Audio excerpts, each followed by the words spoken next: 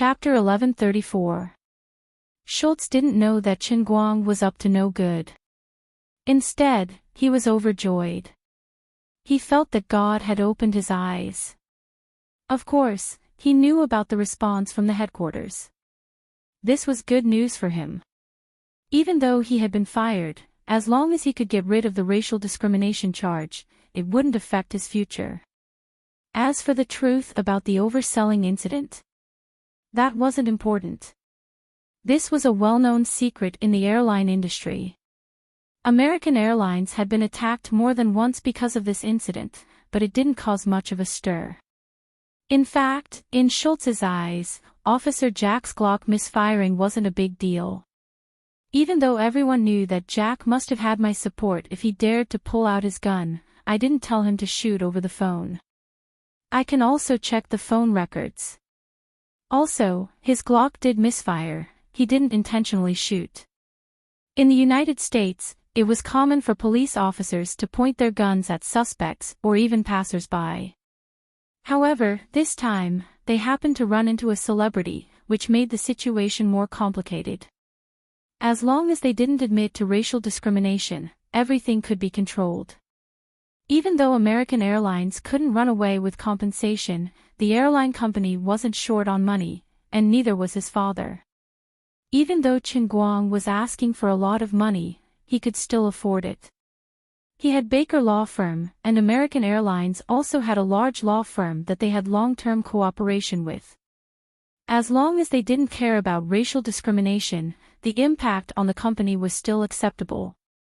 Of course, no matter how good the situation was, they could negotiate with Chen Guang in private to withdraw the lawyer's letter and withdraw the lawsuit. Then, with American Airlines' control over public opinion, it wouldn't take long for the impact of this incident to fade away, just like how they dealt with many negative news stories in the past. American Airlines was the most professional in the world when it came to public relations. Don't think that this matter will end just like that. I'll let you be proud for a while. Schultz looked at Chen Guang's smiling face and thought to himself. His mind was constantly thinking. It's all because you're a celebrity, but you used the privilege given to you by the Global Airlines Association to hide your identity and face, which led to this misunderstanding. How dare you try to force the entire airline to apologize to the Chinese? In your dreams. After this incident is over, American Airlines will make you pay sooner or later. Really? Mr. Chen, it's great that you're willing to talk. I'm really sorry about what happened before. Regardless of what he was thinking, Schultz's apologetic expression was perfect. With his acting skills, how could he hide it from Chen Guang? However, Chen Guang would not expose him on the spot. He also had a smile on his face. That's right. Let's find a quiet place to talk. Okay, then do I need to call the others? For example, our company's lawyer. No need, no need. I'll call Donder. We don't need to talk too clearly. We just need to reach an agreement on some important points. Schultz thought to himself that Chen Guang's arrangement was right. What they were about to do next would be insider trading, and there was no need to let too many people know about it for the time being. Nielsen felt something was wrong. From Chen Guang's previous attitude, he had not sensed any sign of possible peace talks. But why did he suddenly change his mind? Mr. Schultz, how about Pierce and I accompany you? Nelson said tentatively. F***ck off. You two, get away from us. It's all your fault that we had such a big misunderstanding with Mr. Chen. If they could settle Chen Guang privately, it would be a great contribution to the company. How could Schultz share the credit with others? Nielsen and Pierce were not stupid. Of course, they knew that Schultz wanted to leave the good deed to them. Even an idiot would know that if they didn't catch up now, Schultz would definitely use his father, who was a senior executive in the company, to play tricks and push all the blame onto them.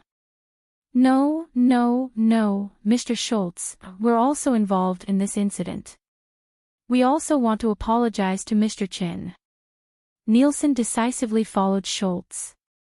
Rolling his eyes, Chen Guang stopped Schultz from flipping out and said, "All right, the two of you can come as well." With more people from Meizhong Airlines involved, the footage would be more convincing.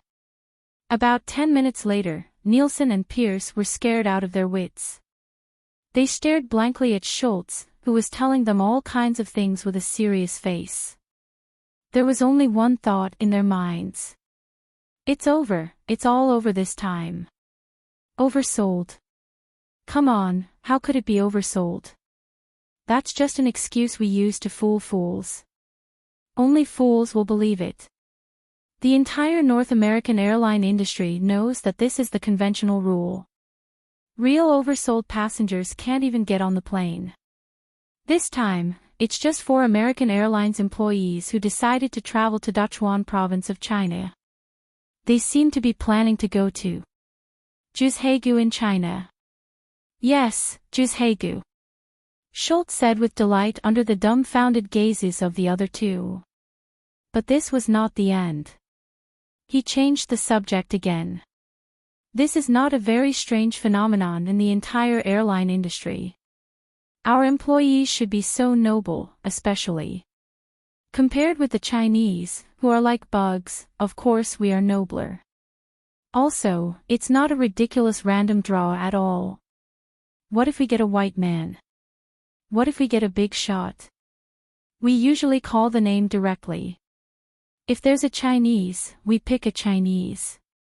If there's no Chinese, we pick another Asian. If there's no Chinese, we can only pick a black person who bought the special ticket. If you don't save the ridiculous ticket money and pay more money, of course, you can enjoy high-end service. All those paupers who bought the special price tickets should all get the hell out of our plane. Poor people don't deserve to enjoy the service of American Airlines. They are social parasites who devour our profits. Nielsen and Pierce thought that the head of the Los Angeles company might be crazy, especially Pierce, who wanted to tear this guy apart. They really wanted to jump up and stop his madness. If it weren't for Chen Guang sitting opposite them, staring at them maliciously, they would have done so. His fingers could pinch a bullet with his bare hands, and now the shriveled and deformed bullet was held in his fingers like a toy. No one wanted to experience the feeling of being poked by these two fingers. "Mr. Schultz, isn't there a little problem with what you said?" The brave black man Pierce interrupted him a little. He couldn't stand it anymore. But it was useless. If they didn't tie Schultz up, no one could stop him from using his eloquence. "Is there any problem with what I said?" "No problem. I swear on my honor, on everything I've seen and heard in the years I've worked for American Airlines, and on my father's name, I swear that every word I've said is true. If there's any falsehood in my words, God will not forgive me." Pierce regretted it. How stupid was I to try to dissuade him? Now, not only did I dissuade him, but I also made him even more excited. This guy must have been possessed by Satan. Forget it, I'll just kill him. Chen Guang silently turned his face and looked at him as if he was looking at a dead fish. "Be quiet, young man, Pierce." The brawny black man, Pierce, gave up decisively. "Oh, by the way, I almost forgot to mention that Officer Jack receives a bribe of $100,000 from me every year. He's one of my people. When necessary, he will provide enough power for American Airlines. When I authorized him, it actually meant that I allowed him to shoot and kill the Huaxia people. It's not strange. I've done this before. Killing some inferior human beings can help improve the quality of human beings." Nielsen and Pierce, the two junior staff members, were really crazy this time. On the other side, Chen Guang's soul-stealing finally lost its effect. Schultz's spiritual power was greatly impacted, and his eyes began to lose focus. Chen Guang knew that he was going to fall, so he hurriedly made a gesture to Donder and his assistant. The quick-witted assistant understood and turned off the recording device. In an extremely curious mood, Donder finally completed this incredible evidence collection process. As a white man, Donder could actually understand Schultz's mentality very well. It could even be said that many people in the United States had the same mentality as Schultz. However, no one had ever dared to voice out their thoughts, not even the people closest to them. This would make him a devil in others' hearts. Schultz's words represented the evilest side of a person's heart that should never be seen by others. On the other side, as Schultz slowly fell down, Chen Guang was not moved. He just turned around and asked Donder, "Is this evidence enough now?" Even though Donder was experienced and knowledgeable, he had never seen such a thing. After being stunned for a while, he recovered his wits and said, "Enough, far more than enough. If we investigate the other thing he said he had done before, besides making Mei Zhonghang pay a heavy price, he might also be put in jail." Chen Guang nodded, "Good. That's it. Let's go. Donder, please give me a copy of the video you just recorded. I'm going back to China now. I'll leave the rest to you, and I hope you can give me a satisfactory result." In front of Nelson and Donder, Donder glanced at Schultz sympathetically and then asked tentatively, "Mr. Chin, what if American Airlines pays a huge amount of compensation and wants to settle privately? I think their compensation will reach an astronomical figure." Until now, Donder still believed that Chen Guang would accept the peace negotiation with American Airlines. Now that he had obtained Schultz's heavy evidence, Chen Guang might just want to extract more benefits. When he had just taken over this case, considering Chen Guang's identity and the situation of the whole case, Donder had planned to settle privately with a compensation of nearly $100 million, which was twice the amount that the court might award. But now, after obtaining this video, he could directly propose a huge compensation of $150 million in the court and had a high probability of winning. Even if it couldn't reach this astronomical figure, it would definitely not be less than $100 million. Especially in Los Angeles, where there were Kobe Bryant, Kareem Abdul-Jabbar, and O'Neal, there were many black judges. The Chinese gangs in Los Angeles also had great influence. Schultz's words had almost made him half a step into hell. Then, the amount of the private settlement, which would hurt the Schultz family and American Airlines to the bone, would be as high as $300 million. In this world, no one could refuse this figure. Chen Guang first glanced at Nelson and Pierce, but didn't rush to answer. Donder thought that Chen Guang didn't want to talk in front of the people of American Airlines, so when they walked into the conference room, he said in a low voice, "Mr. Chin, if it's a private settlement, I'm almost absolutely confident that the amount can be negotiated to more than $250 million. I know the wealth of the Schultz family and the economic power of American Airlines." Unexpectedly, Chen Guang asked another question, "What if the court compensates? How much can it be? If you really go to court, the damage to American Airlines' reputation will be beyond imagination. Their stock price will also plummet, and the Schultz family will hate your guts. In the end, the court's compensation should only be between $100 million and $150 million. If you don't settle, go to court." Chen Guang said straightforwardly.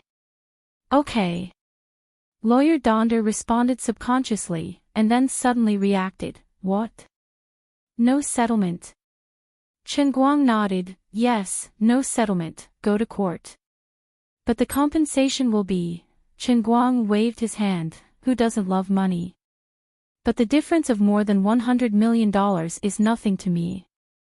Compared to changing the world because of this incident, so that the Chinese can be treated more fairly, I'm willing to give up a single cent. Lawyer Donder, I have a belief in my heart, and this is the real reason why I invited you." "What?"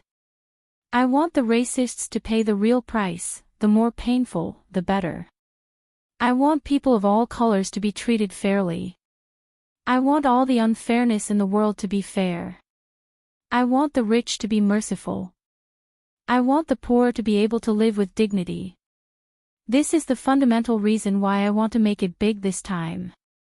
Donder was silent. As a lawyer, he had dealt with the law too many times, and had also done a lot of things to confuse black and white. He worked for whoever paid him and hired him. But this didn't prevent him from appreciating Chen Guang's idea. What a great person. No wonder this newly minted tycoon could achieve such unprecedented success in countless fields. Who would have thought that this young and famous Huaxia person would have such a great mindset? Mr. Chen, I understand. Don't worry, I'll make American Airlines pay a painful price. That's good. Thank you and Baker Law Firm for your help. This is what we should do. Then, goodbye. I'll come back when we go to court. Chen Guang waved to Donder, then turned around and went to the VIP lounge. Donder didn't notice that the moment he turned around, Chen Guang staggered. Chapter 1135. Chen Guang rubbed his temples calmly. He used soul snatching on Schultz for too long just now. In order to achieve a better effect, he used too much strength. In this world, anything that involved the human heart was not simple. The cultivation method at the level of the mind was indeed extraordinary. The soul-snatching spell consumed a lot of the caster's body. No wonder Liuli was always reluctant when Chen Guang wanted to enjoy the help of Liuli's god-level hypnosis. Letting her use this move once was equivalent to taking her life. In the past, Chen Guang always felt that Liuli was bragging when she said that using this trick consumed a lot of divine power. After all, there were hypnosis masters on Earth, at least he often saw them on the internet. Moreover, Liuli had a precedent of being lazy and tricking people. It was just that later, Chen Guang mastered the Force PY transaction himself, so he didn't need Liuli's god-level hypnosis so much. He gradually didn't count on it anymore. Finally, now that he tried the soul snatching with a similar effect, he knew that it was really costly to tempt people. The Force PY transaction of the Heavenly Holy Grail was always successful, but it was the power of the Holy Grail after all. God knew how much energy the Holy Grail consumed every time it created a world in a cup, which was equivalent to recreating a world. The same thing would be completely different if it was done by manpower or Liuli, who had limited abilities. Human science had been developing until now, and more diseases had been conquered, but there was no way to deal with psychological diseases. The theory of brainwaves, telepathy, and the soul was still metaphysical, and it still couldn't be explained by scientific methods. There were still countless controversies and conjectures about the theory of the development of the human brain. There were rumors that the average development of the human brain was only about 10%. If it could reach 20%, or 34%, 80%, 90%, or even 100%, it was beyond imagination to what extent the human brain, spirit, and even the level of thinking could reach. Countless people speculated in their hearts that if the human brain could run at full capacity like the CPU of a computer, what kind of incredible ability would it have? There was only one reason for such speculation. The brain and the thinking level were too profound and complex. Some scientists believed that the so-called 90% of the human brain might not be completely asleep, but it was still continuously releasing bioelectricity. It was just that the degree and activity of the bioelectricity was not as high as the other 10%. From a biological point of view, the 10% theory might not be completely accurate. However, from the perspective of mental power, and from the extent of development of mental power by inner force martial artists such as Chen Guang, the potential of human mental power and mental power was indeed limitless. But there was also a new problem. Just like when we use a computer, a small CPU and graphics chip takes up more than 90% of the computer's power consumption, and so on. The high-speed operation of the brain also puts a huge burden on the human body. When the human brain was operating at high speed, it consumed the energy in the human body, namely, adenosine triphosphate, which was obtained from the decomposition of glucose, at an extremely fast rate. The brain only took up 2% of a human's body weight, but it consumed 20% of oxygen and 75% of the blood sugar stored in the liver. The most obvious example was that when an ordinary person emptied their brain or slept for an entire afternoon, they would not feel particularly hungry even if it was between lunch and dinner. However, if this ordinary person was a senior high school student, after eating lunch and entering the college entrance examination room, he would feel hungry the moment he walked out of the examination room after a short 2 hours of intense thinking. There were many similar phenomena, which often occurred in all aspects of ordinary people's work and studies. The reason was that the brain consumed too much energy. Therefore, if all parts of the brain, or even more parts, were to operate at full speed, the energy consumption should increase linearly. It was very likely that the lunch that a person had just eaten would be wasted in a few minutes. In addition, the process of high-speed energy transmission would also bring great pressure to the human body's blood and other functions. It was like asking an ordinary car that cost more than 100,000 yuan to run for a long time to 200 kilometers per hour. Even if the fuel could keep up, the load limit of the machine would be exceeded, and the car would overturn. It was also like using an old computer with the copy software on for a long time. After a long time, it would either blue screen, burn the north-south bridge, or directly burn the CPU. There would always be something burning. Chen Guang used to be an ordinary person, but now he was no longer ordinary. He was the world's strongest internal force martial artist, and he had the peerless divine ability to actively develop mental power. This so-called mental power development, in essence, was actually his own brain operating at a level that exceeded the limits of ordinary people, creating psychological pressure on the other party from the mental level, and thus changing the other party's thinking. Although Chen Guang couldn't find a scientific theory to give him a reasonable explanation for the so-called spiritual plane, and Liu Li had never talked about it with him either. However, Chen Guang often wondered if this was the brain waves released after his brain operated at high speed, which could affect other people's brains. Or could it be the so-called invasion of the biological magnetic field? Now that his body was strong enough, when he used the soul-snatching art, he not only consumed the food in his stomach, but also the internal force in his dantian, and the mental power accumulated in his brain from practicing the true martial divine art. This method of accumulating spiritual energy was extremely bizarre, and even Chen Guang couldn't give an explanation for it. Even if he had learned 400,000 martial arts, he still couldn't explain it. He knew that these things were stored in his brain like seawater, and he could use them when needed, but he did not know the principle behind it, and could only treat himself as a rechargeable lithium battery. First, he used the true martial divine art to store energy, and then released it like a battery discharging. As for the changes that happened to his body, he did not know why. This was something that had always bothered Chen Guang. This was the real reason why he was willing to let Tang Ying study his genes. When he was weak, he was very selfish in order to protect himself. However, ever since he became the #1 martial artist in history, Chen Guang had a lot less scruples, and he was willing to let others try to explore his secrets. As Tang Ying said, if he could do something for the evolution of the entire human race by studying himself, Chen Guang felt that there was nothing wrong with it. It was easy to say, but if it was anyone else, even if they had a little bit of selfishness, they would never be as generous as he was.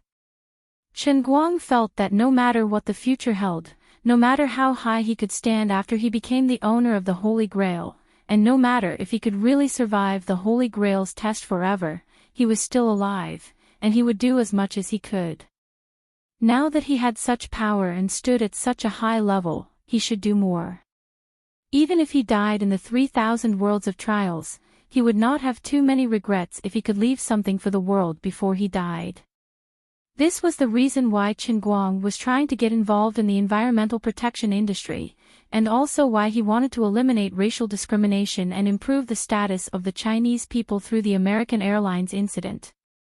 He never flaunted his greatness, and sometimes even seemed childish. However, unknowingly, some of the things he did according to his heart had slowly become truly great. It was just that many people could not understand, and would never be able to understand the height of his thinking. Just like this time, many people would probably secretly say that he was narrow-minded, making a mountain out of a molehill, and unreasonable, saying that he was just taking the opportunity to extort a sum of money from American Airlines.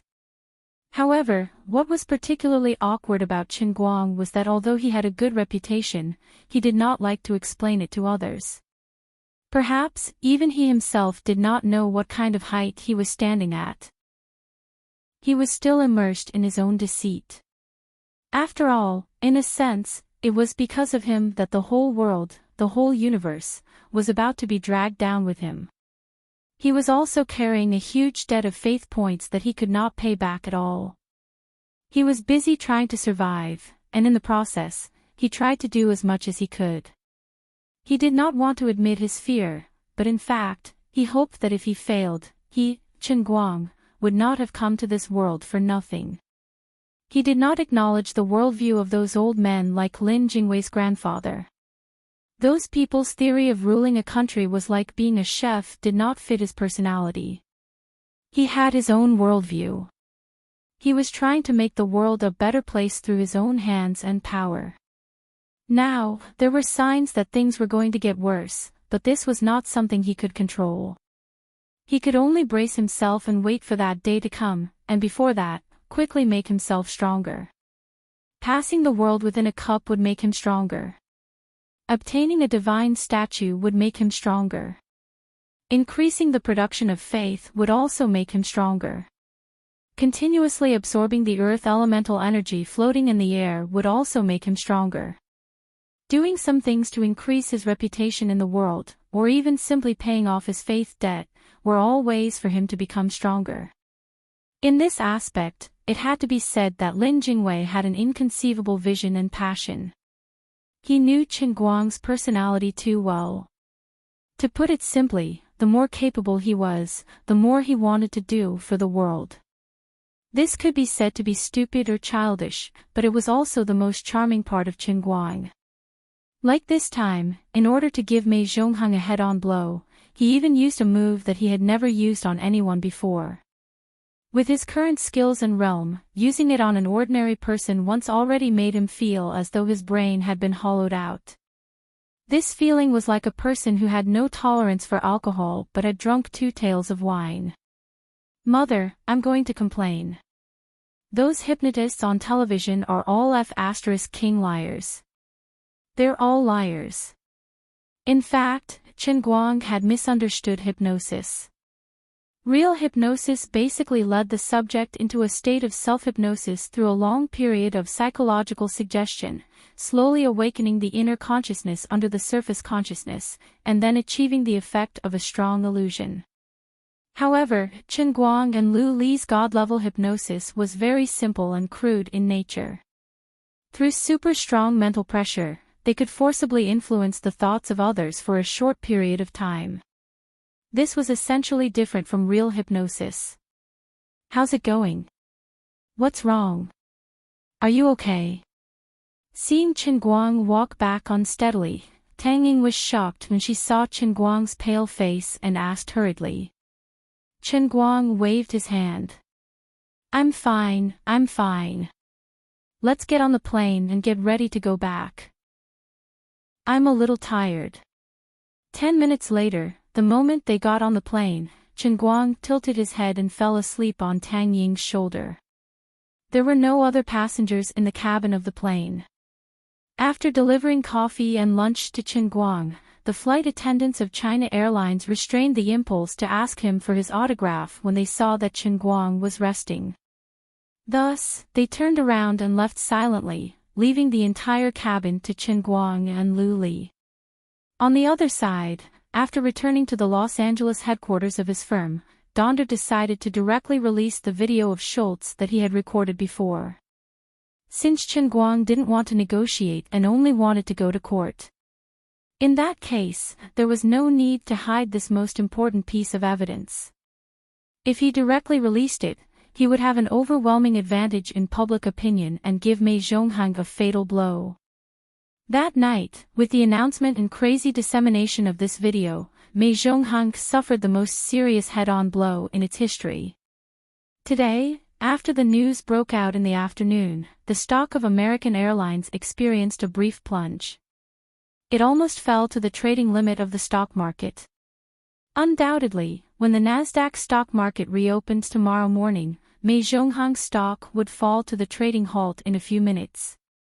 A listed company was stripped of its skin and thrown into a naked scandal. God knew how many days Mei Zhonghang's stock would fall. In this video, almost every point that the CEO of Mei Zhonghang had resisted was completely refuted. That's right, it wasn't oversold. It was their own employee who wanted to take a plane and decided to do so on a whim. Their random selection was too high-end. It was just a child's play. This was outright racial discrimination. He even said that killing some lowly inferior human beings can help improve the quality of human beings, which was an unforgivable crime. He had even done such a thing. He was simply a devil in a suit and tie. Such an extreme racist was a senior member of your company, and his father was a member of the board of directors. Without an even more extreme father, how could such a crazy son be raised? You didn't just discriminate, you even tried to kill.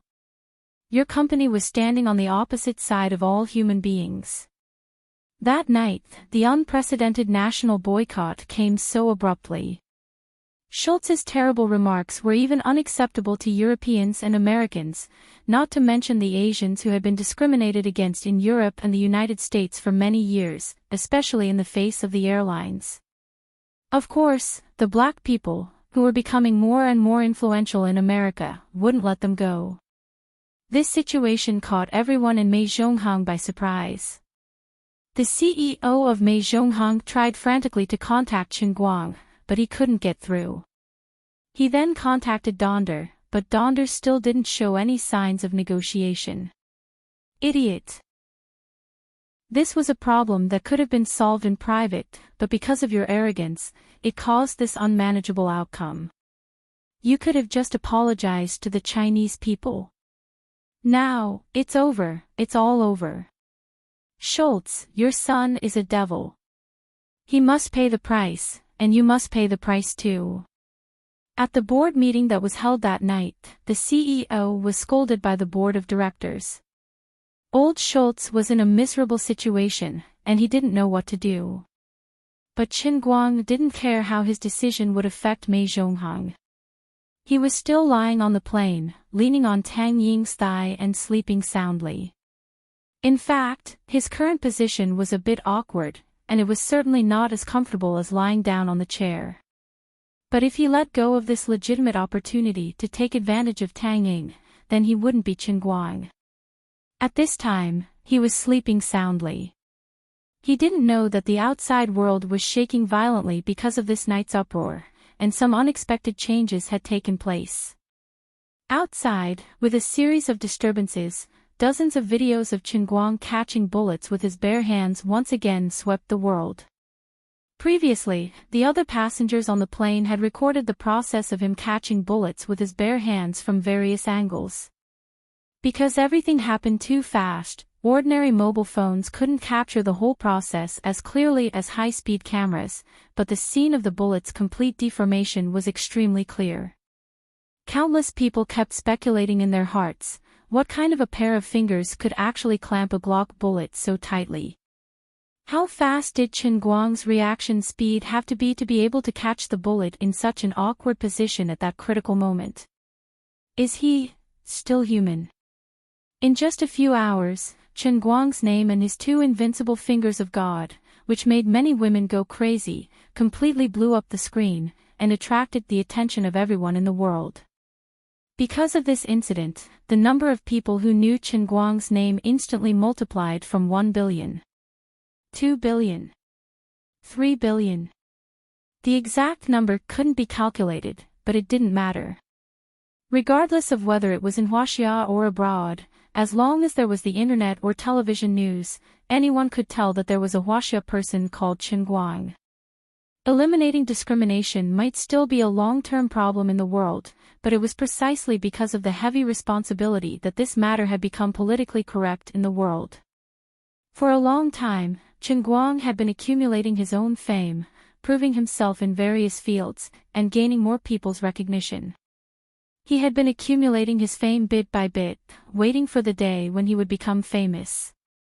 Now, because of this crazy Olympiad that attracted the attention of the world, and that he had succeeded a few months earlier, his name had resounded in the sky again and again. Now that the god of acting was done, he did something else that attracted the attention of the world without stopping. People were always good at forgetting, just like stars were always outdated. But at least today, in these few hours, Chen Guang's fame had reached its peak. In Los Angeles, outside the Huaxia Theater in Hollywood, and outside the Baroque building of the Motion Picture Association, numerous people of Chinese, Asian, and even Black and Native American descent had spontaneously come to the square under the cover of night. Not only were they supporting Chen Guang, but they're also protesting against American Airlines. At the same time, they're also making use of this opportunity to cry out for the discrimination that they've suffered over the years. Standing under the newly completed bronze statue of Chen Guang, they raised their arms high and shouted his name.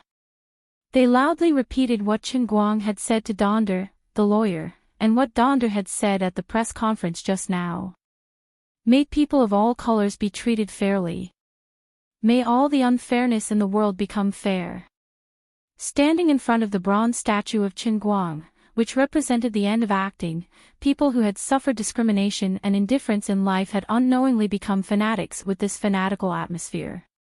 Light green threads of faith value shot up into the sky in front of Chen Guang's bronze statue, flying straight to the sky and toward the flight of China Airlines that was flying in the sky. The integration of the real world and the real world was still advancing at a stable speed, and the power of the Holy Grail that filled the whole world had never stopped growing stronger. At this moment, in the depths of the distant and boundless universe, a loud sound like glass breaking penetrated the endless void. A crack slowly opened, and a beam of light that was countless times hotter than the sun was emitted from the edge of the crack. If anyone could stand outside the universe and look at this universe that looked like a duck's egg, they would clearly see that it trembled at this moment. Chapter 1136. This shock was too sudden, too violent. For Chen Guang, perhaps the moment he opens his eyes again, the entire world will become unfamiliar. But for other people in this world, they won't notice anything at all. Just like a fish kept in a fish tank, the fish tank has been moved from the living room to the bedroom, but the fish doesn't notice anything at all.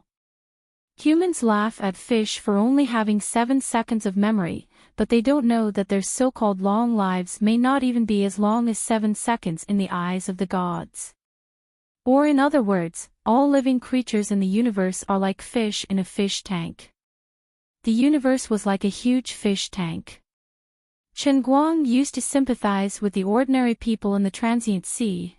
They will forever live in the hopeless cage of the transient sea created by the Transcendent's Holy Grail. But because the realm of transient sea's own laws were not perfect, those who became sea emperor-level powerhouses in the transient sea would realize that their world was a cage, and would want to break free. But Chen Guang's reality is different. Furthermore, the level of the real world that is fusing with the real world is higher than the transient sea.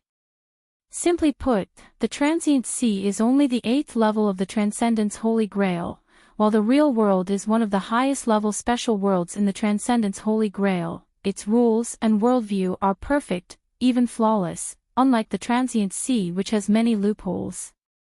Therefore, in the current universe, other than Chen Guang who already knows the answer, no other person or creature, no matter how advanced their technology is, no matter how powerful they are, they can't become the fish that jumps out of the fish tank. Even if they understand this, they will never be able to find the answer, let alone prove that this matter is correct. How can a person in eternal darkness prove the principle of refraction of light? In the transient sea, because of the loopholes and imperfections of the world's rules, perhaps one or two beams of light from the outside world will occasionally be captured by Ocean Emperor-level powerhouses, causing them to doubt their own world. But in the real universe, it is truly eternal darkness. People in the real world are like this: they won't notice anything, they will only feel that everything is as it is. Or perhaps they can use their imagination to speculate, but they will never be able to find scientific support and proof. They couldn't prove their own existence, but they couldn't deny the truth of themselves either. At this moment, Chen Guang's real world had become the fish tank that had been moved from the living room to the bedroom. The laws of the two planes merging had silently changed everything, from the past to the present, and then to the future, including the memories of all sentient beings in this world. Humans simply could not deny themselves. Just like the ancients, if you tried to explain to them that the earth was spherical and that the earth revolved around the sun, they would think that you were crazy. Chen Guang, who was quietly lying in the first-class cabin of Huaxia Airlines Flight CA 97832, knew nothing about what was happening outside. At this moment, he was immersed in an extremely deep sleep that he hadn't enjoyed for a long time. He didn't know what was going on, nor did he know what was going on. But his deep sleep wasn't sweet. He sometimes frowned, sometimes struggled, and when it was serious, he even unconsciously clawed and scratched. Fortunately, deep in his sleep, he subconsciously knew that he wasn't in danger, so he didn't circulate his internal energy in a state of unconscious, nor did he deliberately increase his strength, so he didn't cause too much trouble to Tang Ying, who was still leaning on his thigh. It was just that this kid's hand would occasionally touch something that shouldn't be touched, causing Tang Ying to blush, a little embarrassed. Fortunately, this was a private plane for the two of them, and there were no other passengers in the first-class cabin. If other people saw this, they would think that the two of them were unable to control themselves, regardless of the occasion and place, doing some shameful things. Tang Ying blushed and slapped away Chen Guang's devil's claw that was desperately rubbing his sea cup, and secretly cursed, "You bastard, are you pretending to be asleep or are you really asleep? Can you be more obedient with that hand of yours?" Chen Guang didn't move, but continued to smack his lips, and fell into a temporary silence. Seeing him like this, Tang Ying sighed, "Forget it, I forgive you. You're probably too tired, aren't you? I can't believe that a kid like you has such a weak side. You also have nightmares." Although psychology wasn't Tang Ying's specialty, she had more or less learned a little in Moorlands. At this time, Chen Guang's behavior was reflected in pathology, but it was a sign that he was in a deep sleep, and he was probably still dreaming, and it wasn't a good dream. In the past, Tang Ying thought that Chen Guang's heart was made of iron, but now, it was a rare eye-opener, and she consciously discovered his weakness. But this was good, because it showed that no matter how high his status became, or how famous he became, he was still the same guy in the past. Tang Ying lowered her head to look at Chen Guang's face on her thigh, and her mind was momentarily at a loss. Time flew, and her memory seemed to have returned to the first day she met this kid. That day, she was drunk, and only vaguely remembered that she seemed to have slapped him, called him a stinky pervert, and scolded him for trying to molest her. Actually, she had completely forgotten about it. At that time, he was clearly booking a car online, and she was the one who called for his car. I think I even vomited in his car. That kid, Chen Guang, must have been furious at that time, right? She really didn't expect that just a chance encounter would bring her to meet such an extraordinary man. Fate was really too wonderful for words. There were countless coincidences in life, but 99% of them could only be passers-by.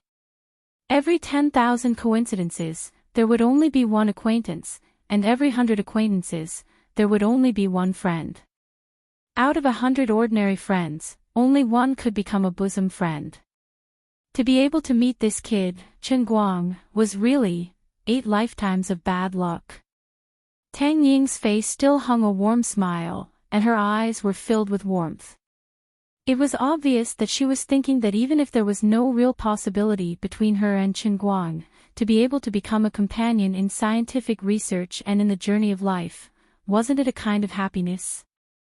But the words that she was muttering in her heart were indeed 8 lifetimes of bad luck. What was even more unbelievable was that at that moment, the black business suit that she was originally wearing today had suddenly turned into a loose white dress without any warning. This change was simply seamless and unimaginable. She didn't even realize that there was nothing strange about it at all. However, this wasn't the only change. Tang Ying's originally perky C-cup chest had now become Mount Everest. That's right, the legendary F-cup had appeared on her body. For a normal woman to suddenly change from a C-cup to an F-cup, how would she react? Crazy. Screaming. Terrified. Ecstatic. Suddenly oppressed to the point where it was difficult to breathe. No, none of the above had happened. She was still as calm as ever, as if nothing had happened. Tang Ying was still looking at Chen Guang's face as she muttered to herself, "Chen Guang, what are you thinking about, chick?"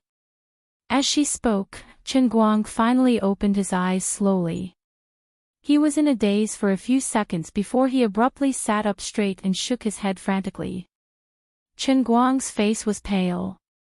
He had just had a super scary nightmare. It was simply unimaginable and made him feel like he was on the verge of breaking down. He had dreamt China had become the world's most powerful country.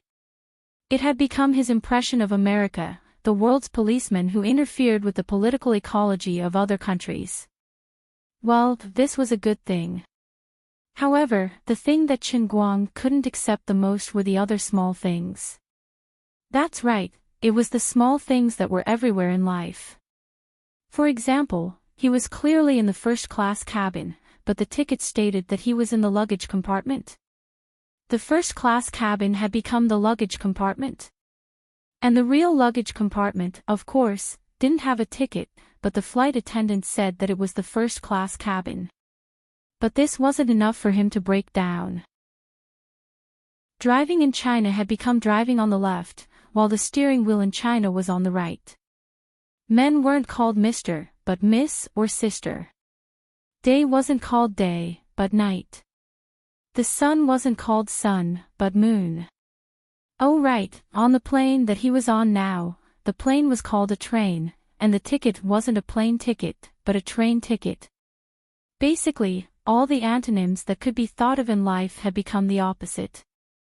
Everything that could be reversed in life was turned into another concept. In Chen Guang's nightmare, his dad, Chen Guoli, corrected him with a serious face. "Silly girl, are you crazy? This is the first time I'm warning you, don't call me dad, call me mom. Really, you're getting smarter as you live. You can't even differentiate between a man and a woman." Well, that first time actually meant the last time. Chen Guang felt like he was about to break down. Then, he ran into Wenwen in the nightmare, and was dragged into an internet cafe by Wenwen. She actually made him play LOL and not Dota. She even said that although there were many people playing such a rubbish game like Dota, the Chinese teams had long been beaten up by the Koreans internationally. People with faith would play LOL. LOL was China's way of fighting the world. Chen Guang felt like he was about to break down. Then, he woke up from the nightmare with sweat all over his head, feeling that everything was too terrifying. This nightmare was too real, but when everyone in the dream was faced with something that he couldn't accept or even think was inconceivable, their reactions were so logical. It seemed like he was the one who had gone crazy. Chen Guang had imagined countless situations that he might face after the real world and the real world completely merged. But even if the sky was about to fall, since it was his own fault, he had no intention of running away. He only wanted to use his own strength to face it bravely. But if it became such a world, it meant that the worldview that he had cultivated since he was young would be reversed. God knows how difficult it would be to keep up with others again, and how awkward it would be for him to live. That scene, just thinking about it made him so disgusted that he wanted to hang himself to death. Oh right, there was one more thing that was especially scary. Sister Tang Ying, who was a standard C cup, had actually become the scary F cup. The size of a basketball. Well, a basketball was exaggerated, but it was similar to a slightly inflated volleyball. In short, it was terrifying. Chen Guang recalled that terrifying scene again, then shook his head violently, trying to wake himself up completely so that he could escape from the nightmare as soon as possible. As a man, although he liked big ones, the F cup was a little too big. Chen Guang, you stinky girl, what were you thinking about when you were awake just now? Look at how calm you are. Tang Ying turned her head from the side, looking at him with a puzzled expression as she asked. Chen Guang was oblivious and waved his hand. No, nothing, Sister Tang Ying. Wait a minute, Chen Guang suddenly froze, feeling that there was something wrong with Tang Ying's words. Chen Guang. You little girl. When you were awake, what were you thinking about? Calm and collected. Poor Master Guang swallowed hard, his brain going through a few twists and turns before he could completely digest Tang Ying's words. Let me calm down and translate. What Sister Tang Ying said should be, Chen Guang, you stinky brat, what did you dream about when you were asleep just now? Look at how scared you were. That should be it. What was the scariest thing in the world? It was like having an unimaginable nightmare, and when he woke up, he found that the nightmare had become a reality. At this moment, Chen Guang's feelings could be summed up in 3 words. That could only be it. F*ck me. With his last hope, Chen Guang looked at Tang Ying anxiously. Sister Tang Ying, what did you just say? Please say it again. Then he despaired.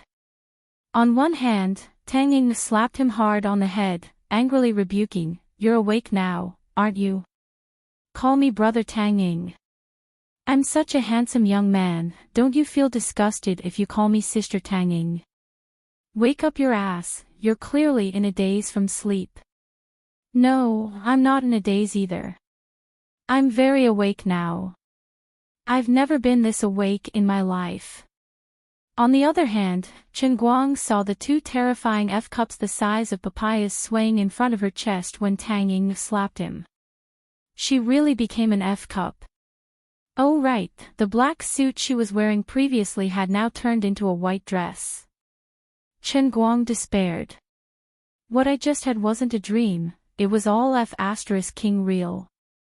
He silently covered his face, then turned his head to look out of the cabin window beside him, concentrating a little to communicate with the outside world.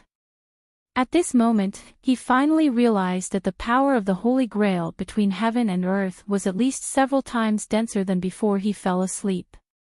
Through the Holy Grail, he felt the chaotic rules and conditions of heaven and earth. Finally, Chen Guang was certain of this cruel reality. Although he didn't know what exactly happened, nor did he know the reason or principle behind it, but in the short 2 to 3 hours he was sleeping on the plane, the world had changed. Oh, that's not right, it shouldn't be on the plane, it should be on the train or the air-breathing car. F*ck, I'm about to break down. What's with this antonym? Everything has been reversed, it's completely messed up. This world has become completely foreign to me. No, the world is still the world I'm familiar with, but I'm the only one who's F*king on the opposite side of the world. Others definitely won't notice anything wrong, so in the eyes of others, I'm the only one who's sober. No, it should be the only one who's sober. F*ck, I'm really going crazy.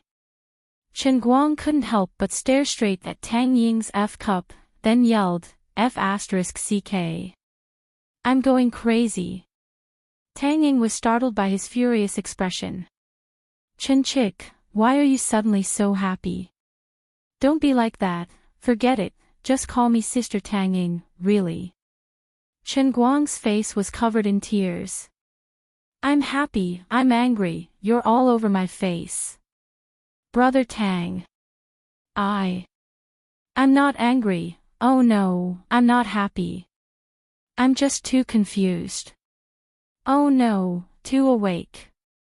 Chen Guang turned his face away fiercely, feeling that he could barely speak. I want to die. Oh no, according to the current concept, I just want to live. So King crazy. At this moment, the flight attendant heard Chen Guang shout and quickly walked out from behind the curtain. Miss Chen, what's wrong? Do you need any help? Chen Guang silently pushed his hands. That's right, I need help. No, I need help. Forget it, don't talk to me, I just want to be quiet. Don't ask me who I am, it's now. On the other side, Tang Ying tried to smooth things over for Chen Guang with a smile. There's something. Chen Chick just woke up, she's a little dizzy. Chen Guang didn't want to speak at all, nor could he. The flight attendant looked at Chen Guang again. Is that so? Then Miss Chen, do you need a cup of coffee? Chen Guang also felt that he needed to drink water to calm himself down. He took out his cup and handed it to the flight attendant. Help me, no, don't give it to me. Anyway, 1 cup. Pour it out of my cup. I don't want coffee. I want. Forget it, give me some tea. No tea. Anyway, tea. The female flight attendant looked at Chen Guang with a completely confused look. Oh. Tang Ying also felt that Chen Guang was very awkward. Forget it, don't ignore him. Give me a cup of cappuccino. Looking at the back of the female flight attendant turning away, Chen Guang was confused. Cappuccino, tea. Chapter 1137. When he saw the cup of top-grade Nanshan tea in front of him, Chen Guang knew that he was finished. His life was finished. Forget it, I'd better reserve a place in number 9 of the Heavenly Palace and live alone in outer space from now on. Chen Guang was utterly disheartened and complained to himself. Then, he took his top-grade Nanshan tea from the female flight attendant and set his eyes on Tang Ying's cappuccino. He also had a bad mouth, so he subconsciously said, "Thank you very much." Unexpectedly, the girl's expression changed in an instant. Then, she glanced at him with very angry and incomprehensible eyes. Then, she snorted and turned away angrily. Silently looking at the girl's back, Chen Guang had no strength to complain at all. Perhaps, in this messed-up world, thank you was a very offensive word, right? Maybe it's equivalent to F***ck your mother's hair oil or something, so the girl was very angry. In a sense, her anger was very reasonable. If it was her who had done a good service for you, but was inexplicably scolded to her face, of course, she would also be angry. But I'm really innocent. What else could Chen Guang do but shrug helplessly? The female flight attendant left. Tang Ying also looked at Chen Guang in surprise, as if she also couldn't understand why. Chen Guang was really not in the mood to explain to her. He always felt that in this state where he was completely out of sync with the whole world, the more he explained to Tang Ying, the more awkward it would be. Therefore, Chen Guang simply stopped talking. He just nodded with a wry smile and said nothing. Yes, he had learned from his mistakes, so he didn't dare to shake his head anymore. Instead, he just chose to nod. Nodding should probably mean no. Thanks to the power of the first-class cabin of the Air China plane, oh no, it should be the power of the luggage compartment. Chen Guang tilted his head slightly and leaned against the back of the chair. He looked sleepy and didn't want to talk. It was not that he didn't want to talk to Tang Ying, but his heart was too uncomfortable. He felt that he had completely lost the ability to communicate and express himself. When he thought about how he had to call her brother Tang and how he would be called Chick Chin, Chen Guang wanted to strangle himself again. He was really afraid that he wouldn't be able to restrain the urge to jump out of the plane. Seeing that he seemed to be in a really bad mood, Tang Ying didn't blame him. Although she didn't understand why Chen Guang praised the lucky female flight attendant for no reason, who in the world didn't have a short-circuited brain and bad temper. Chen Guang finally got a short break. He squinted his eyes and carefully looked at the sign above the luggage compartment for a long time. It clearly wrote this sentence. During turbulent travel, use of Wi-Fi and other electronic devices is prohibited outside the luggage compartment of this train. Chen Guang sneakily turned his head to look at the strange white dress Tang Ying was wearing for a long time. Finally, he mustered up the courage to reorganize his words and said, "Brother Tang, cell phones are not allowed on the bus." "I can't. This is the oldest rule of the high-speed railway company." "How did you know?" Seeing that he was finally willing to talk, Tang Ying smiled and shook her head. Then, under the painful gaze of Chen Guang, she took out her cell phone and turned it on. Chen Guang was so touched that he almost cried. "Thank God that you didn't cry and say no to me." In addition, Sister Tang Ying's real meaning was that she was surprised that he didn't know. "Forget it, the more I say, the more mistakes I'll make. My stomach hurts a little. Anyway, I can use my cell phone. It's fine as long as this matter is clear." Not daring to speak any further, Chen Guang took out his popcorn phone and decided not to open his mouth for now. He wanted to look at some things in this chaotic world. What can I do? Although it's painful, I still have to find a way to coordinate and synchronize. Looking at his own boot screen, Chen Guang heard his own phone's shutdown ringtone. Damn it, how boring is this broken cup? This bad luck. Okay, how bad is this lucky real world? You can't even let go of my phone's ringtone. When he saw the name of the app on the phone, he was so angry that he laughed. Chen Guang pinched his nose and opened Tencent Old News, resisting the urge to beat someone up.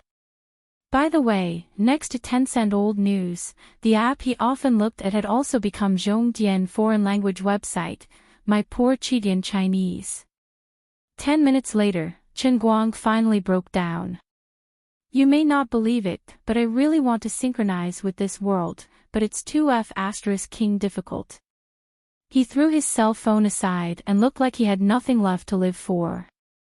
You really can't blame him for having weak willpower. Looking at the screen, he could recognize every single word on the screen, but when they were combined into one sentence, his brain was about to go haywire. His Chinese was slightly better, but it was only the order and meaning that was messed up.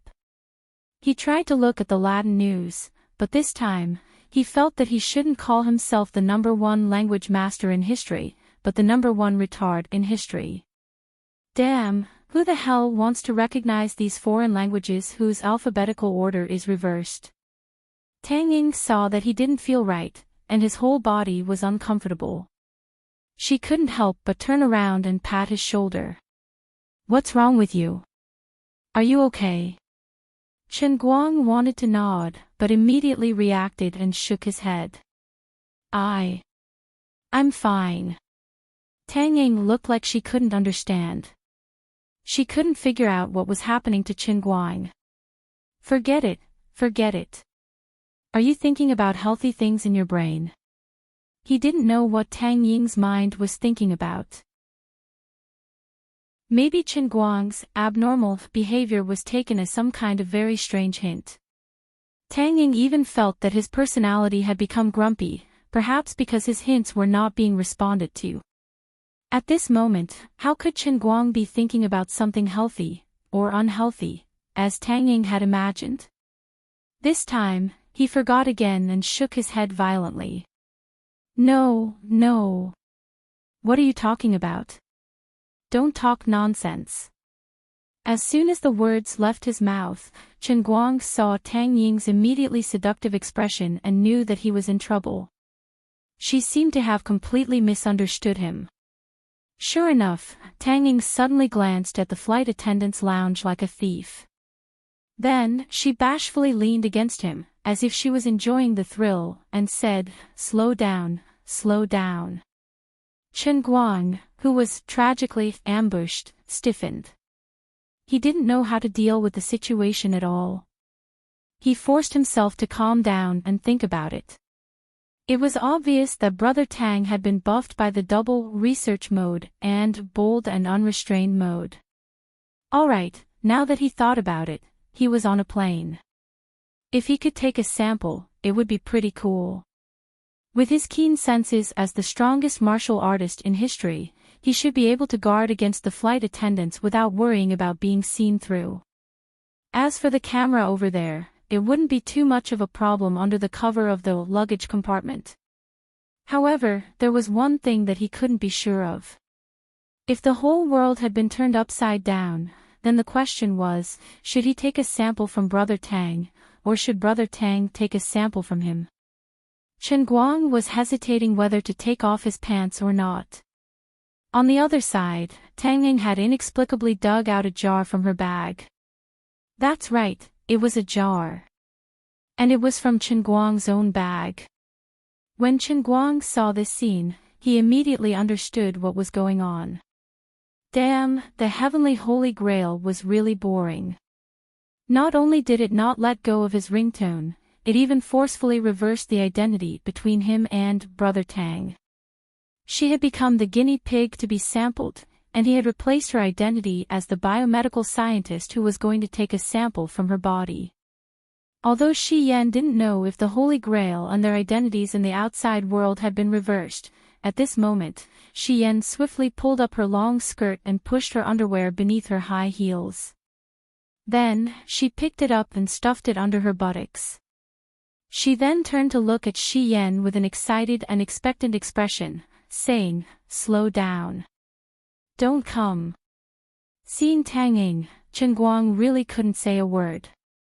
As Tang Ying spoke, she slightly spread her legs, took out the jar from his bag, and placed it under her body. Brother Tang, as Tang Ying spoke, she still glanced at the flight attendant's lounge with a sneaky look. "Slow down. Such a bad opportunity, isn't it not cool? Didn't you say you didn't want to use my sample?" Chen Guang decided to shut her up. "Forget it, I can't listen to her anymore. I'll let her sleep first. I really want to knock her out, or knock myself out." He silently turned around. No one could resist Chen Guang's god's finger, which could catch bullets. Even he couldn't, let alone Brother Tang. About 20 minutes later, Tang Ying's face was flushed, and she fell into great satisfaction. She leaned her head on his shoulder and fell into a deep sleep. With a stiff face, Chen Guang covered the jar in front of him again, and then put it back into his bag. Then, he personally helped her put on her underwear. Just like that, she was supposed to take a sample from his body, but it became him taking a sample from her body. Well, these things are no longer important. What's important is that I can finally rest my head for a short while. On this plane, well, on the train, it was less than an hour, but for Chen Guang, it was like half a century of torture.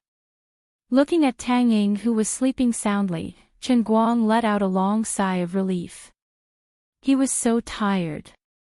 Right now, he didn't want to communicate with anyone, and he didn't want to come into contact with any information from the outside world. He just wanted to seal himself up. He really hoped that this was just a dream, a terrible nightmare. But this nightmare was too real, too scary.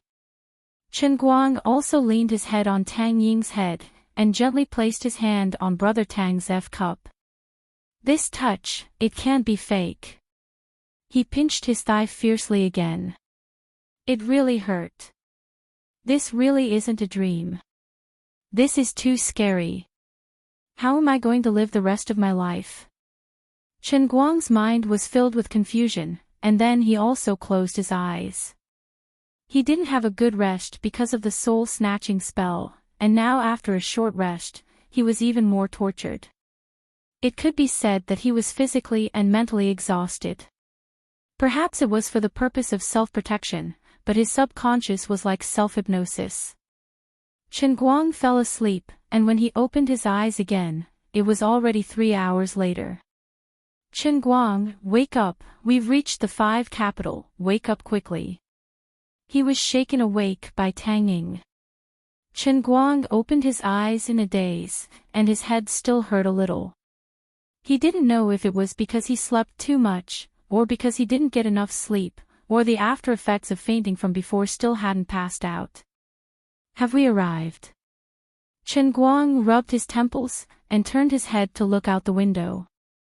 Brother Tang, as soon as he said that, Tang Ying shook his shoulder again. What Brother Tang? What's wrong with you? Tang Ying tilted her head again. Chen Guang, did you sleep too much? Why are you calling me Brother Tang? Chen Guang's eyes suddenly became as bright as a 300-watt incandescent lamp. He stared at Tang Ying, and then he tentatively called out, Tang. Sister Tang Ying. Hey! What's wrong with you? You're really weird today. We're halfway through the flight, and you suddenly want me to give you a sample. Really, you made me so embarrassed. I plucked up the courage to do it for you, but I was so embarrassed. In the end, you didn't even say a few words to make me happy, you little brat. You were satisfied, and then you closed your eyes and pretended to be dead until now. But as soon as you woke up, you called me Brother Tang. What the hell are you doing?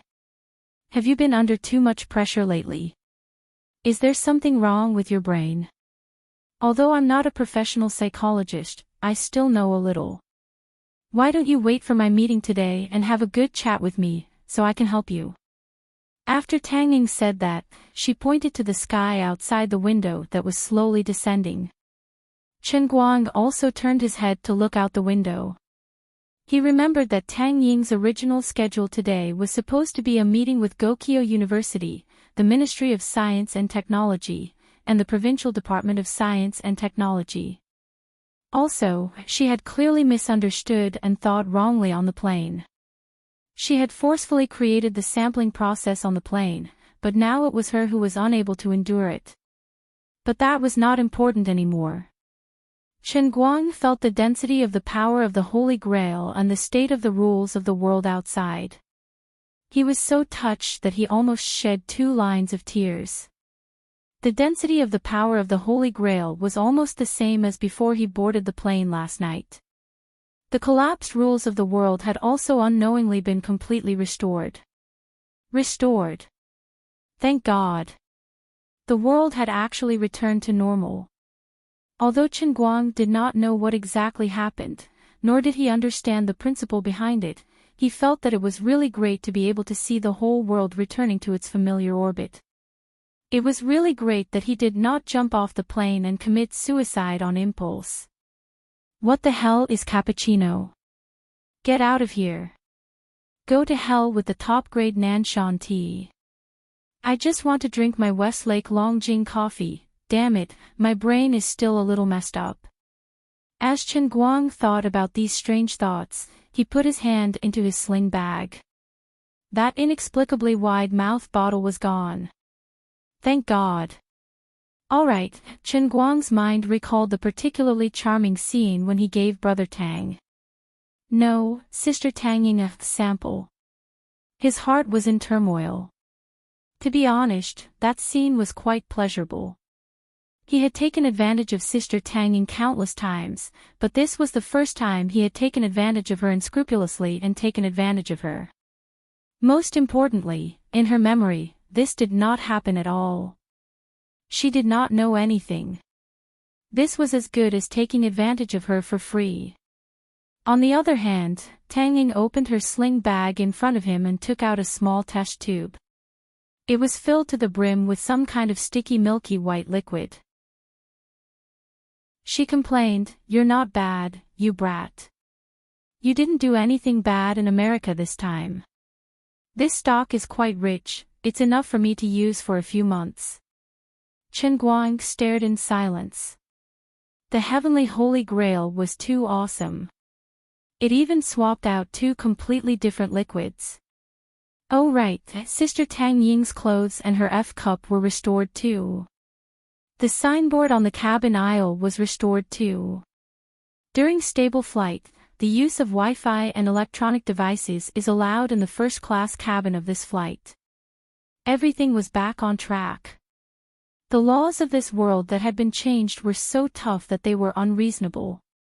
Under the light of the rising sun, Chen Guang and Tang Ying walked side by side out of the slide of China Airlines CA97832 flight. Looking at the basin-sized sun in the sky, Chen Guang felt very close.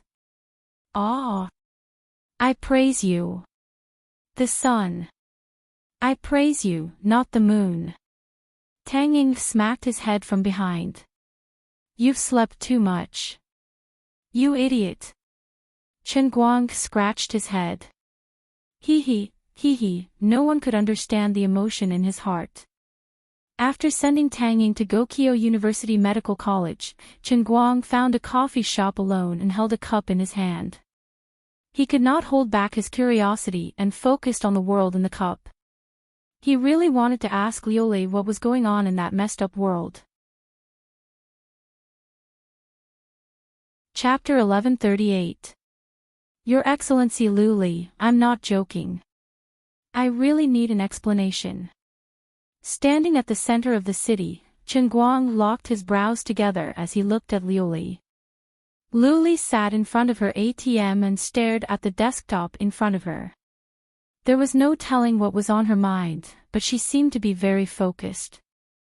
After waiting for a few minutes, Chen Guang couldn't help but yell in her ear, "What's going on? You're an emperor after all. Can't you give me a reasonable explanation?" While asking, he looked at Liu Li's chest. Unfortunately, it was of no use. No matter how good his eyes were, he couldn't see through the mist that covered Liu Li's body. Sometimes, Chen Guang even felt that it was not as good as when Liu Li wore the feather dress. At that time, he could at least see some of her clothes. Get off me. Get off me. Liu Li finally came back to herself and pushed Chen Guang's face away impatiently. Chen Guang stepped back 2 meters and said again, "I'm really in trouble this time. I really have no choice but to ask you." Liu Li sighed, "You may not believe it, but I don't understand it either." You don't understand it? Then what do you know? Chen Guang found it hard to love the emperor who had dragged him into this mess. Sometimes, he really wanted to be grateful to her, but most of the time, he just couldn't bring himself to love her. It was not Chen Guang's fault. Liu Li had quit too many times at critical moments. Perhaps, with Liu Li's help, Chen Guang's fate had been changed. He had turned from a loser who drove an online taxi into the world's most popular celebrity and a new magnate, who was rich and had countless fans. But frankly speaking, Chen Guang didn't feel very happy. At first, when he became rich, he was quite happy and fascinated.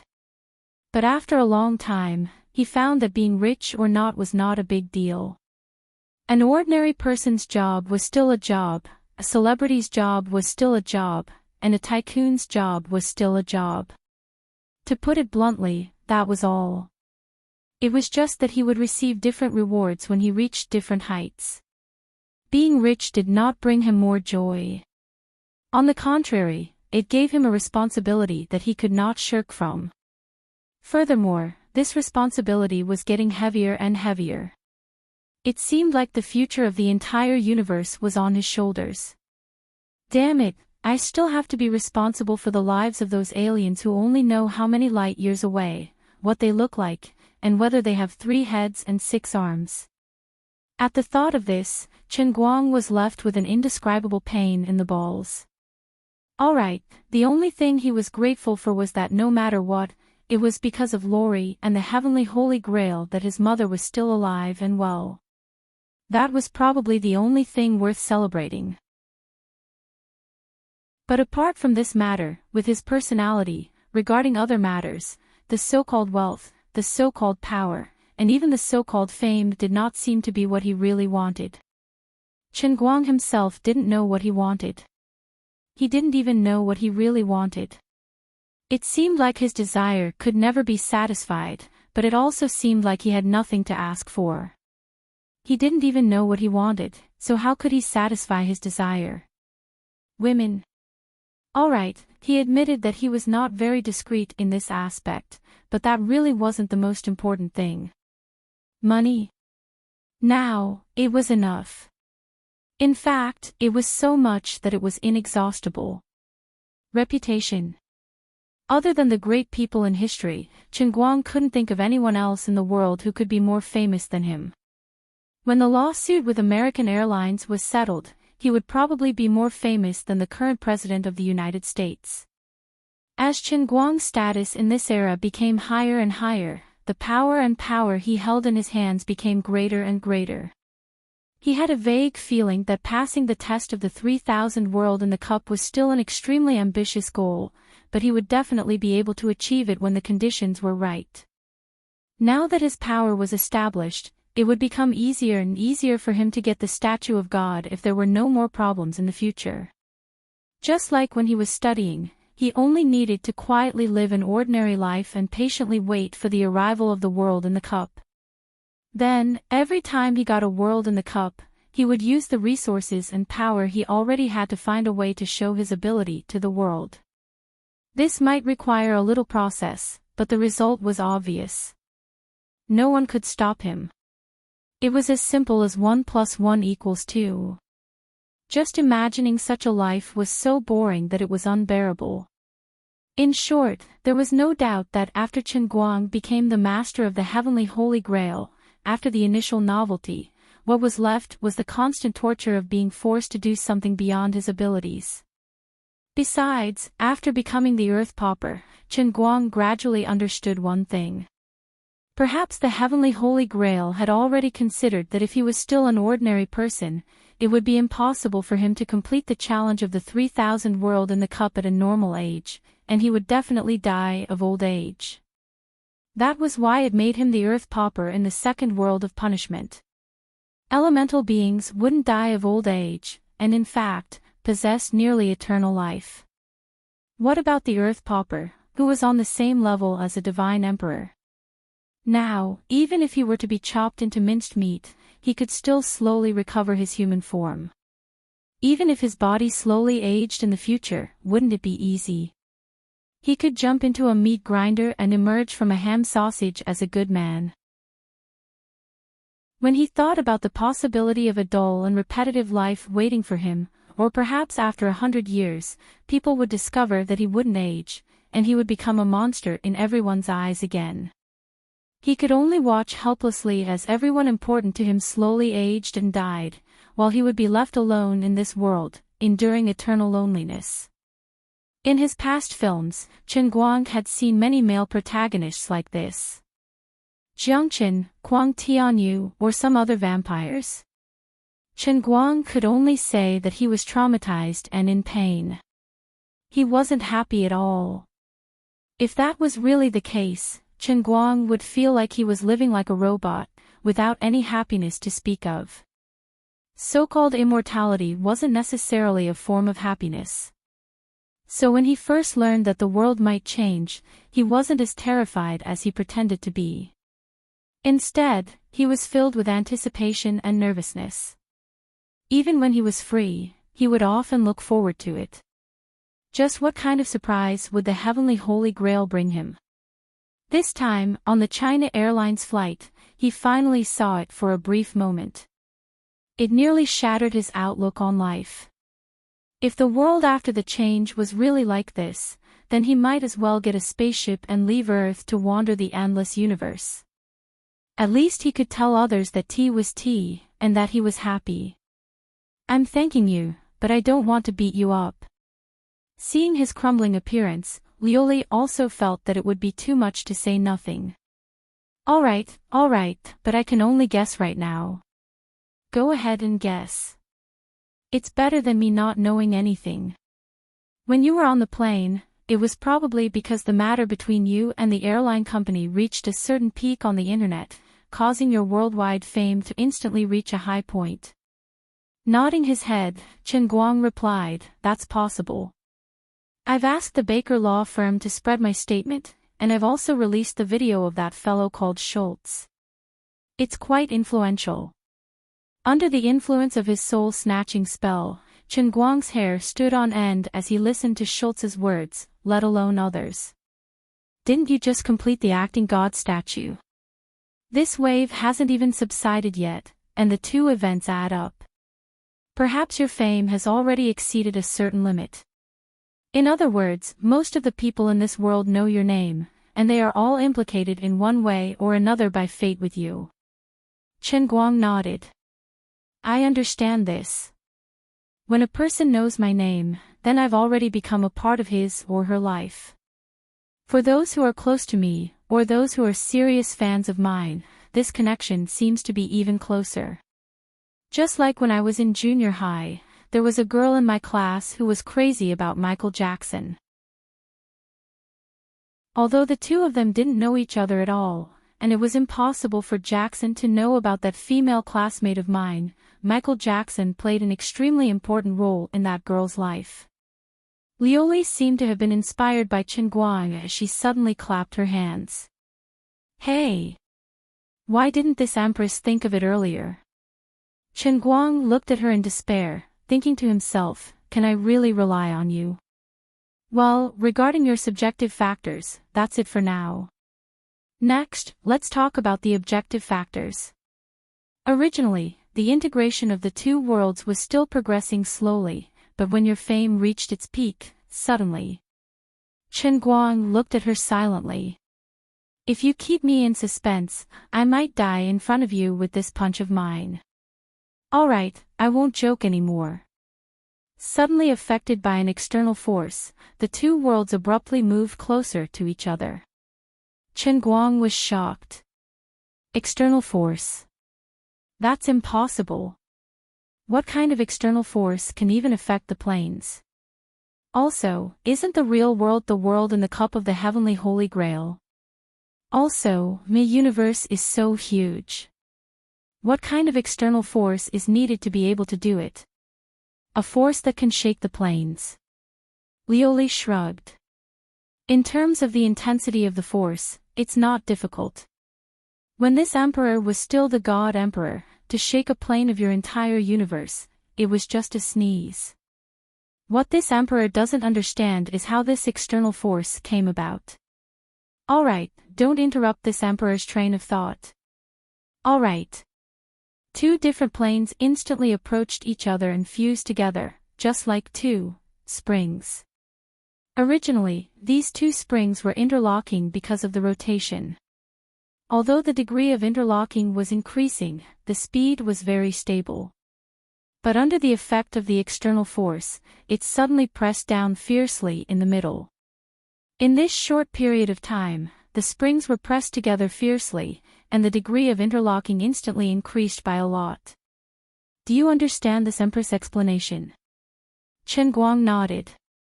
Understood. That's good. Just like two strangers coming together, there should be a process from knowing each other to becoming friends, at least chatting for a while. But this external force suddenly brought two worlds together, like two complete strangers suddenly sleeping on the same bed. There will definitely be a lot of friction and collision. Chen Guang, wait, men and men sleeping on the same bed, no matter if they are strangers or not, there will be no friction and collision. I'm talking about the conflict in living habits, the disharmony in character. Old hooligan, what are you thinking? Oh. Alright. In short, it's like there is a contradiction in the tonality between people. When different planes merge together, there will be even more conflicts of rules.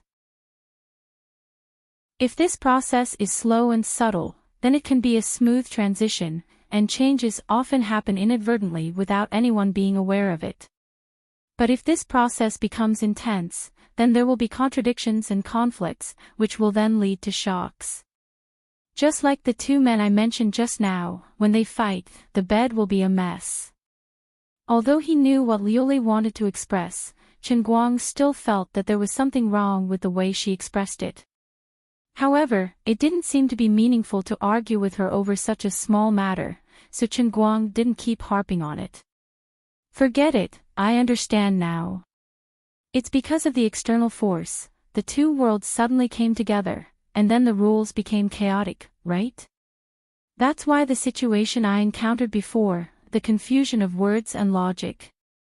That's right, but springs are still elastic. After a period of time, they return to their previous state and continue to rotate and twist step by step, and then continue to merge. So when you wake up, the world has returned to normal. Of course, this whole thing is only known to you, and no one else knows, because you are the only stable point outside of the original rules of the two worlds. Chen Guang suddenly understood. Alright, I understand. Then when the two worlds really completely merge, it won't be like this, right? Liuli thought for a moment, it shouldn't be, what you encountered before was just an accident. Then I'm relieved. Oh right, before that, I have a question. Go ahead. What did you use the computer for? I watched a movie called Brokeback Mountain, is there a problem? Goodbye. Chen Guang shrunk his neck, turned around, and left. No wonder the example she gave was so strange. He thought she didn't mean it, but she did it on purpose. He was really worried that if he stayed here any longer, he wouldn't be able to resist the urge to beat her up, but he couldn't beat her, so it was better to leave first. When Chen Guang's figure disappeared from the cup world, Liuli turned back to look at the top of the deer cry fruit in the distance, which had become even taller. Unknowingly, the branches of the deer cry fruit had already emerged from the side of the tall wall of Cloud City. The huge fruit had also expanded to a radius of more than 10 feet, but for some reason, the deer cry fruit still hadn't jumped out from inside. In the past, in the endless god realm, when the deer cry fruit was born after absorbing the spirit of the god realm, it wasn't this big. Liuli scratched her head with a strange feeling. This was another thing that exceeded her understanding as a god emperor. It seemed that no matter what it was, once it came into contact with this heavenly holy grail, it would become particularly strange. After leaving the cup world, Chen Guang didn't rush to go anywhere else, but returned to school first. The day of the final exam was not far away. He probably hadn't stayed in school for more than 10 days this semester. If he said it out, he would be ridiculed by others, so it was time to go back and pretend. But returning to school also had a disadvantage. As he became more and more famous, less than 2 hours after he appeared in the dormitory, the campus forum exploded. Later, the dormitory door was surrounded by people who came to watch the show or to ask for autographs. Although the dormitory aunt could stop the people outside from coming in, she couldn't stop the students who were originally in the same circle. In the past, when Chen Guang wasn't so famous, others acted calmly, but now, people were afraid of fame as pigs were afraid of being fat, and Chen Guang was so strong that he couldn't hide his muscles. Brothers, I can't take it anymore, I'm going to run first. With no other choice, Chen Guang could only apologize to his brothers in the dormitory and sneak out through the window. He didn't dare to go through the main door, but climbed the drainage pipe outside. Although there were people who noticed him, he moved quickly. After landing, he disappeared in a few hops, and then made a big circle before returning to the house he bought in the neighborhood outside. Chen Guang sighed. This was the sorrow of being famous. But he didn't have time to lament the disadvantages of being famous for long, and he immediately enjoyed the benefits of being famous. Quite abruptly, his acting idol suddenly gained another 8 fanatics. Including Irma Watson and the others from before, he now had nearly 100 fanatics just by relying on the god of acting statue alone. It should be noted that unlike ordinary sources of faith, the faith provided by fanatics wasn't within the upper limit of the statue itself. What these nearly 100 fanatics brought him was more than 30,000 additional daily faith points. For him, who was burdened with heavy debts, this was simply a life-saving straw. Chapter 1139. The good news didn't just come from the new 100 or so fanatics who acted like gods. That night, Chen Guang repeatedly calculated his own faith value production capacity, repeatedly compared it, and checked it again and again. Strangely enough, he found that the production capacity was more than 7,000 points more than it seemed on the surface, and he didn't know where it came from. Now that the deadline for the mortgage loan was getting closer and closer, every bit of faith value production meant a greater chance of survival. Chen Guang never thought the legs of a mosquito were too small. After all, no matter how small it was still meat. He was pleasantly surprised at the unknown source of more than 7,000 points of faith value production, but he was also very concerned. With the strictness of the heavenly Holy Grail, there was no reason for it to give out faith value for no reason. After careful inspection and verification, he even traced the threads of faith value that were connected to the production capacity of more than 7,000 points of faith value, and finally found the final source of the surprise. It didn't come from one of his worlds in a cup, nor was it a fanatic, but a statue. Well, in a pure sense, it wasn't his statue, it just looked like him. That's right, it was the statue of the Lord of the Land, Chen Guang, located in the Tongshan Industrial Factory. Chen Guang was pleasantly surprised, and even more so felt that it was incredible. The Lord of the Land was only created by a freak combination of factors, and if it weren't for his thick skin, Chen Guang would have torn it down at that time.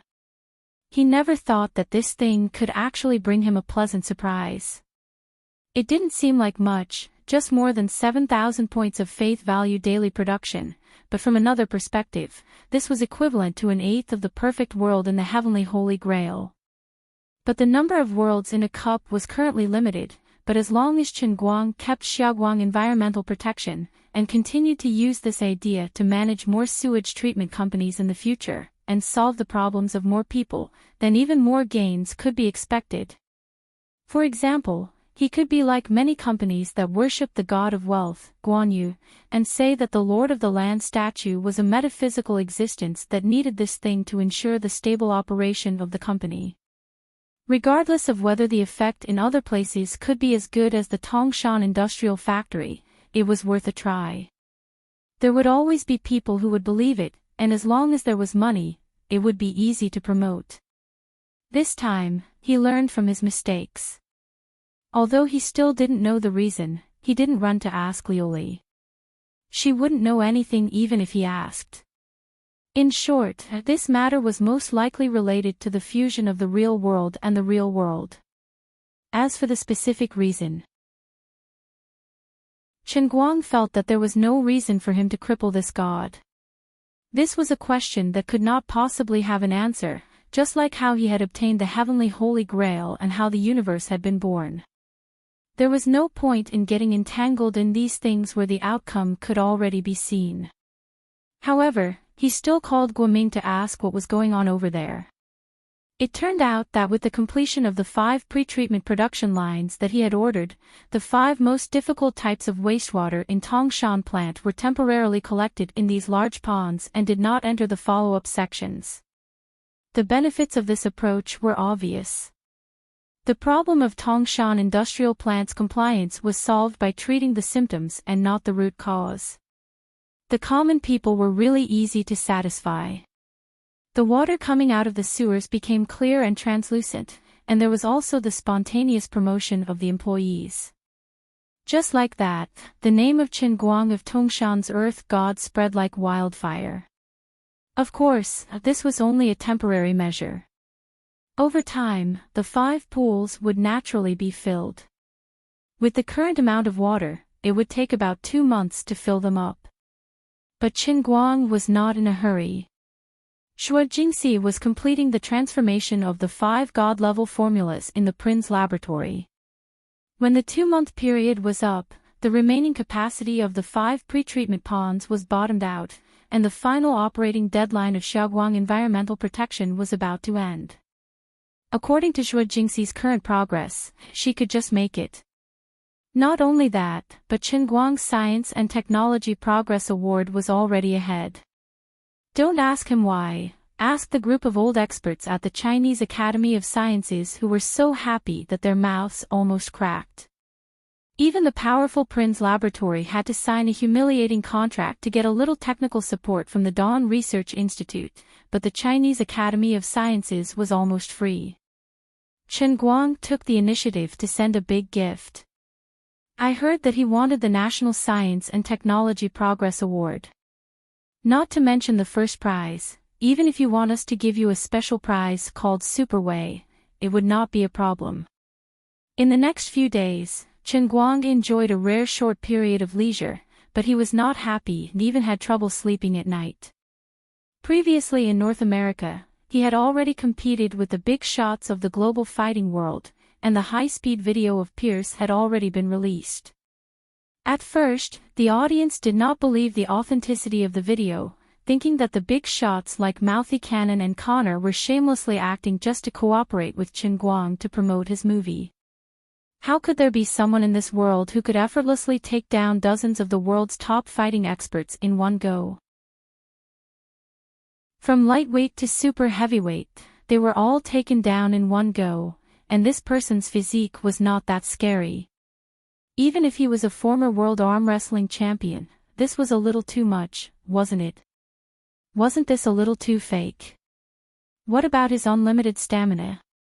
Also, with the size of Brother Dashio and the others, he threw them around like they were children. This was just like a scene in a movie, okay?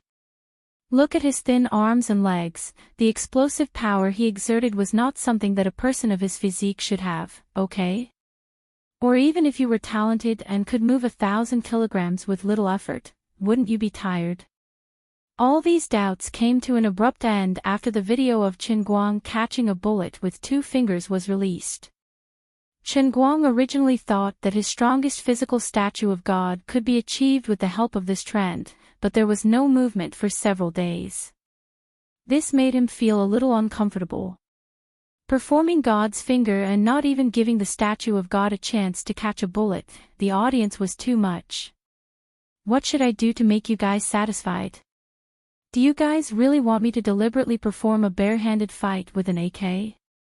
Or catch a sniper rifle with my bare hands? Push a high-speed rail with my bare hands? Or learn from Superman who wore his underwear on the outside and flew into the sky to catch a plane with his bare hands? Alright, he might be crushed to death. Although this could also be done, it was a little too deliberate. As a good young man with status and aspirations, Qinguang felt a little disgusted when he thought of himself pulling a high-speed rail with only his underwear and a hunchback like a gorilla. He did not know if it was because he had done too many shocking things in the past that made the audience too picky, or if the image of heroes in the ancient legends of every country and every nation was too deep-rooted, but Qinguang catching a bullet with 2 fingers was not enough to satisfy the taste of the world. Qinguang was frustrated for a while, but he slowly felt relieved. The reason why he could catch a bullet was because of his inner force and the super-strong physical body that he had trained in the world in a cup. However, this kind of thing could be done by someone who was at the peak of skin force if they were prepared, much less him, the strongest martial artist in history. Based on the principle that the older the history, the more mythical the legends were in people's hearts. In ancient times, the gods of war or famous generals who lived in people's hearts might have been the top martial artists of that time. Coupled with the fact that the other party's martial arts value was exaggerated to a certain extent in legends and ghost novels, and that there were thousands of years of people following the crowd, catching a bullet with his bare hands was really not enough. Sitting quietly in the classroom, listening to the bustle around him, Qinguang turned his head and looked out of the window, full of melancholy. I understand the logic, but what should I do now? I don't have much time left. Forget it, I'll go to the company after school. If I really can't do it, I'll ask Yu Hong to arrange for a movie king to pull a high-speed rail. Brother Guang, what are you thinking about? Bai Nyangzi, who was next to him, saw that he was in a trance and came over to ask. Chen Guang said subconsciously, I'm thinking about how to let the whole world know that I'm the strongest man on this planet. Bai Nyangzi turned his head and said to Lin Jingwei, it's over, Brother Guang has lost his mind. Xiong who was on the right side of Chen Guang, silently reached out his furry bare paw. Xiong who was a northeastern man, looked a lot thicker than Chen Guang. Chen Guang looked up at him. Xiong looked at him calmly. His eyes seemed to be able to speak. Brother Guang, it's not that I'm looking down on you, but do you have the cheek to say something like that? Chen Guang thought that maybe Xiong had been with him for a long time and had been influenced by the acting skills of the world faction. Damn it, imagine a big, uncouth man looking at you with a pair of big, watery eyes. What kind of scene would that be? Xiong tell me honestly, Xiong nodded vigorously. That's right, Brother Guang, I've been reading your book too. I've learned a lot. As he said that, he took out 2 beautifully packaged books from his bag. They were the World Faction, published by Chen Guang. And it was a full English version. There were even notes written on it. Chen Guang was surprised. You read the English version too? Xiong smiled mysteriously. Brother Guang, are you looking down on me? You're a world-famous language master now. We're sleeping with you, after all, so we can't tarnish your reputation. You don't know how hard we've been studying English these past few months. Chen Guang said, all right, but I still want to poke your eyes blind. Lin Jingwei, who was next to him, stretched his head over. Brother Guang, can you stop for a while? I keep feeling that you've been too obsessed with being pretentious recently. I've heard from Grandpa that being a person, being capable is one thing, but you also have to be able to keep your composure at critical moments.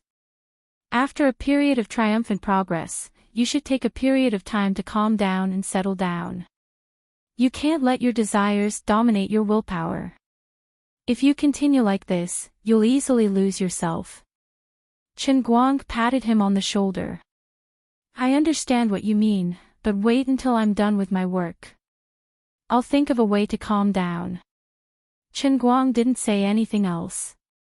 Lin Jingwei was right, but he couldn't calm down. Lin Jingwei didn't know that once he relaxed, what awaited him would be an explosion.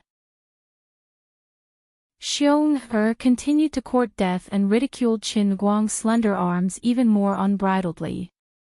Once class was over, Chen Guang decisively dragged Xiong to arm wrestle. It only took him 5 seconds to press him down on the table before he strode off. Before he left, Chen Guang only said coolly, young man, I didn't even have the strength to lift my eyelids. After leaving the school, Chen Guang drove to Tianguang Group. He stopped his car downstairs and wasn't in a hurry to go up. The people in the company didn't know that he was coming today. It should be almost time to get off work, and there were only a few people in the company. Although there were a lot of things waiting for him to do with the copyright development of Women, World's Pie, and Luo and Zhu, people had to eat, drink, poop, and sleep. Before he went upstairs, Chen Guang took out his phone and browsed the news with joy. Ever since he was severely injured on China Airlines flight CA97832, Chen Guang hadn't played with his phone or watched the news for the past few days. But he couldn't be blamed. It was really a psychological shadow, and he only got over it today. He didn't know if he didn't read it, but when he read it, he frowned. It turned out that Tianguang Media, led by Chu Zijin, had spent a lot of money to create the variety show, Hi. My God! 2 episodes had been officially aired. But the situation wasn't as good as Chen Guang had expected. The cruel truth proved that although he had a golden brand now, this brand had to be put out to be effective. Hi! My God! Although it was created by his own company, and his name was mentioned in the publicity, which made him even more popular recently. It didn't help the show's ratings much. What the audience wanted to see was his face, his show, and not just to be satisfied with his title. The audience voted with their eyes and feet, and even the title of God wouldn't work. Just like the movies we watch now, no matter how famous the director is, if the quality of the movie can't keep up, the box office will still be bottomless. On Chile satellite TV, hi. My God. The first episode's ratings reached 1.84%, and it didn't break 2%. The online viewership index was even more miserable, as it was crazily rubbed against the enemy stations like Mango TV and Tomato TV. There were many reasons for this. Although Chu Zijin was a genius, and she had spent a lot of effort this time, it was still her first time coming into contact with a television variety show. The team she borrowed was only Little Tsong's Bamboo Platform's online comprehensive team, which wasn't considered the best in the industry. But this was still not high. My God. The most fundamental reason for the show's failure. If she had to blame someone, she could only blame Chu Zijin for being a little misophobic in certain aspects. It was just like when she was still a webcaster. Although she had a resounding reputation in Bamboo Platform, she didn't fully display her advantages to become an internet celebrity like Chen Guang. Although her various professional skills couldn't reach Chen Guang's level, with her natural advantage as a beauty, if she was willing to think of a way to hype herself up, she had the huge potential to become famous. Her misophobic personality made it impossible for her to be like other people who did variety shows, using unscrupulous methods to hype themselves up. When other people did things, it was good, positive, negative, gossipy, scandalous, whatever. As long as it was a method of hype that human intelligence could think of, it would be pushed forward in all directions without any blind spots. But Chu Zijin didn't do that. Her biggest hype was probably to ride on Chen Guang's popularity, and tell others that this was a variety show produced by a company led by Chen Guang. In the list of producers, she didn't even put Chen Guang's name in it. The audience couldn't see Chen Guang's face, nor could they see evidence of Chen Guang's participation in the production, so their enthusiasm naturally faded. When it was broadcast on TV, Chu Zijin didn't do anything about the viewership ratings. When it was broadcast on the internet, she didn't increase the traffic, nor did she hire a water army to hype herself up. She wanted to use the quality of the show itself to speak up, but the result was sad. Without Chen Guang's halo, the quality of her show couldn't reach phenomenal levels. At most, it could only be a passable variety show. But under the crazy competition of countless people in the industry, the word passable was not enough to support a popular show. Therefore, the viewership ratings of the second episode on Chili Pepper TV fell even further, not even managing to maintain 1.5%. The number of online views also fell far short of expectations. Chen Guang didn't pay much attention to what was going on here before, but now he finally saw it. He stood at the bottom of the building and rubbed his mouth. Even with his toes, he could imagine how tormented Chu Zijin must be feeling. Was it really the old man's appearance to suppress the situation? Chapter 1140. The big project with an investment of 180 million seemed to be about to fail, but Chen Guang was not in a hurry, because there were still 3 episodes left to be recorded.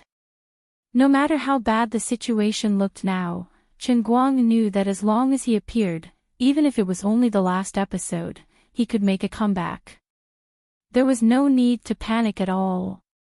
It could even be said shamelessly that the audience did not give him face, maybe they were putting pressure on him. That's right, the audience only wants to see my handsome and heroic appearance. He would not blame Chu Zijin, although her mental cleanliness seemed a bit ridiculous. It seemed that it had caused a certain loss to Tianguang Media. Perhaps she was regretting it now. After all, she was full of confidence at the beginning, but in the blink of an eye, her halberd sank into the sand. But Chen Guang felt that he appreciated Chu Zijin's temperament more than relying on a person who would do anything to succeed. People could be smart, but they couldn't play smart in everything. The failure of the early stage of the show would not hurt the bones, but if the people's heart was rotten, it would be difficult to grow back.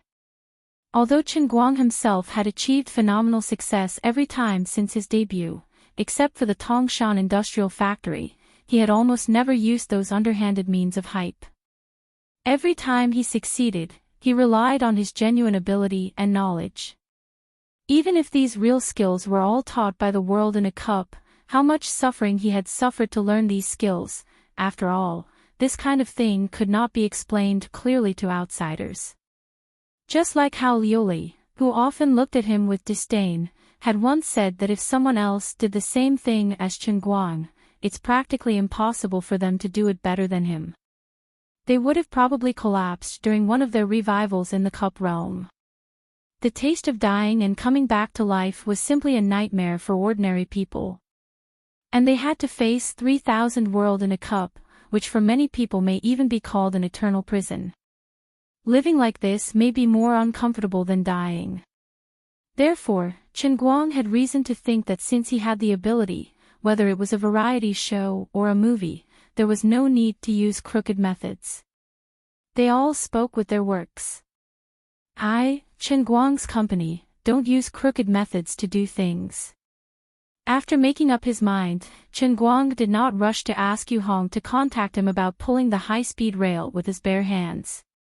Even if he really wanted to pull it, he would save it for Hai. My God! To pull it on the show. Thinking about it carefully, it was all his own business, and he paid too little attention to Tianguang Media. The Shanghai Financial Group was quite pitiful. They had to fork out 1 billion yuan for no reason. Thinking about it, although they were instructed by the old masters to give away money for free, they still held 5% of the shares in Tianguang Media. If Chen Guang could create a business miracle as usual, it was not impossible for them to recoup or even make a profit out of this 1 billion yuan. For the huge Shanghai Financial Group led by Rao Zhenghai, a loss of 1 billion yuan was not unacceptable. Therefore, even though Rao Zhenghai knew that it was like throwing a meat bun at a dog, he still resisted the heavy pressure in the company and did it. But now it seemed that the program, which had been invested 180 million in advance, was going to be cancelled. Chen Guang could imagine that Rao Zhenghai must be in pain at this time. Chen Guang stayed in the company for a while and saw everyone's hard work. He thought that everyone had gotten off work, but most of them were still working overtime. These days, women was still showing well, and the company was very busy. Chen Guang casually found an excuse to distribute a bonus to everyone in the company. After that, he looked for Yu Hong and Su Li and called them over to his office. The Olympic Games were so successful because of everyone's efforts. Xiao Fong and Xiao Lu are still abroad. I would like to thank you two in advance. Sitting in his office chair, Chen Guang looked at his two right-hand men with a smile. Although they did not go to the United States, their workload was no less than that of Fong Tianyu and Xiao Lu. If it were Fong Tianyu and Buttface who were praised by him, they would probably be very proud. But Yu Hong and Su Li were much calmer. They modestly declined Chen Guang's praise for a while and did not dare to be arrogant. However, Chen Guang could see from their bright eyes that they were looking forward to the other thing he had promised them. Alright, we're on the same side, so there's no need to be secretive. Both of you, take care of yourselves. Who's going to benefit from me?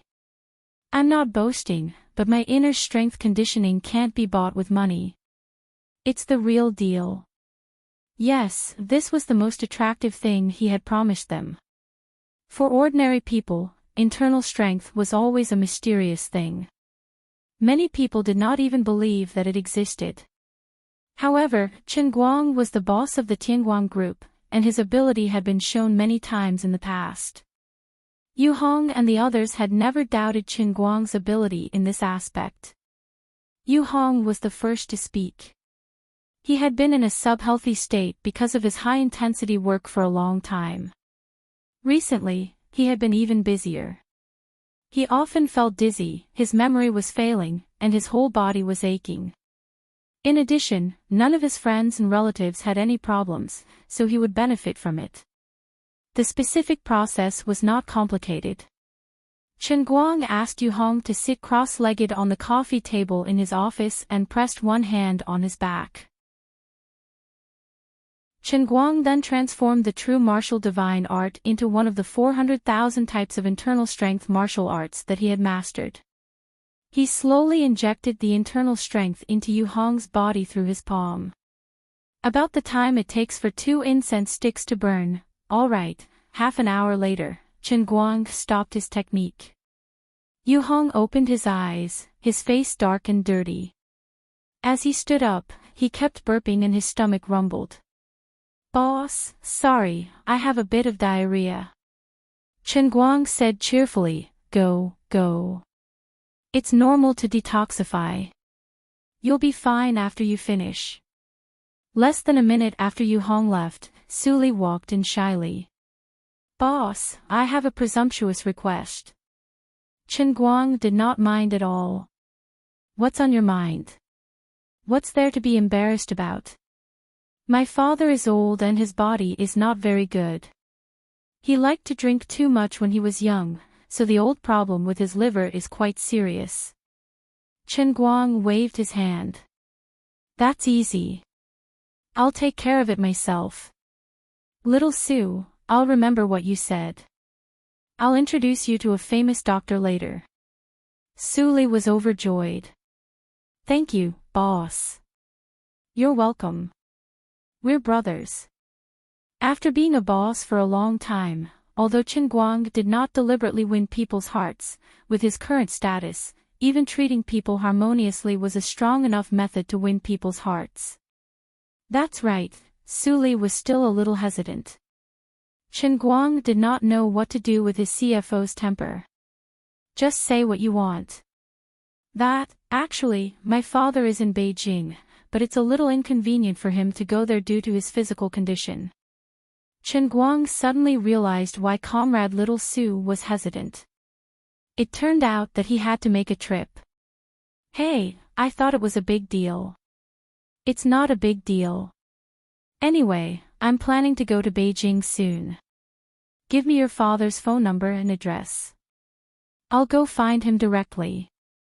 Seeing that he agreed, Su Li was relieved and said gratefully, "Thank you, boss." "Don't be like that. It's not a big deal. As a boss, it's normal for me to comfort the family of my employee."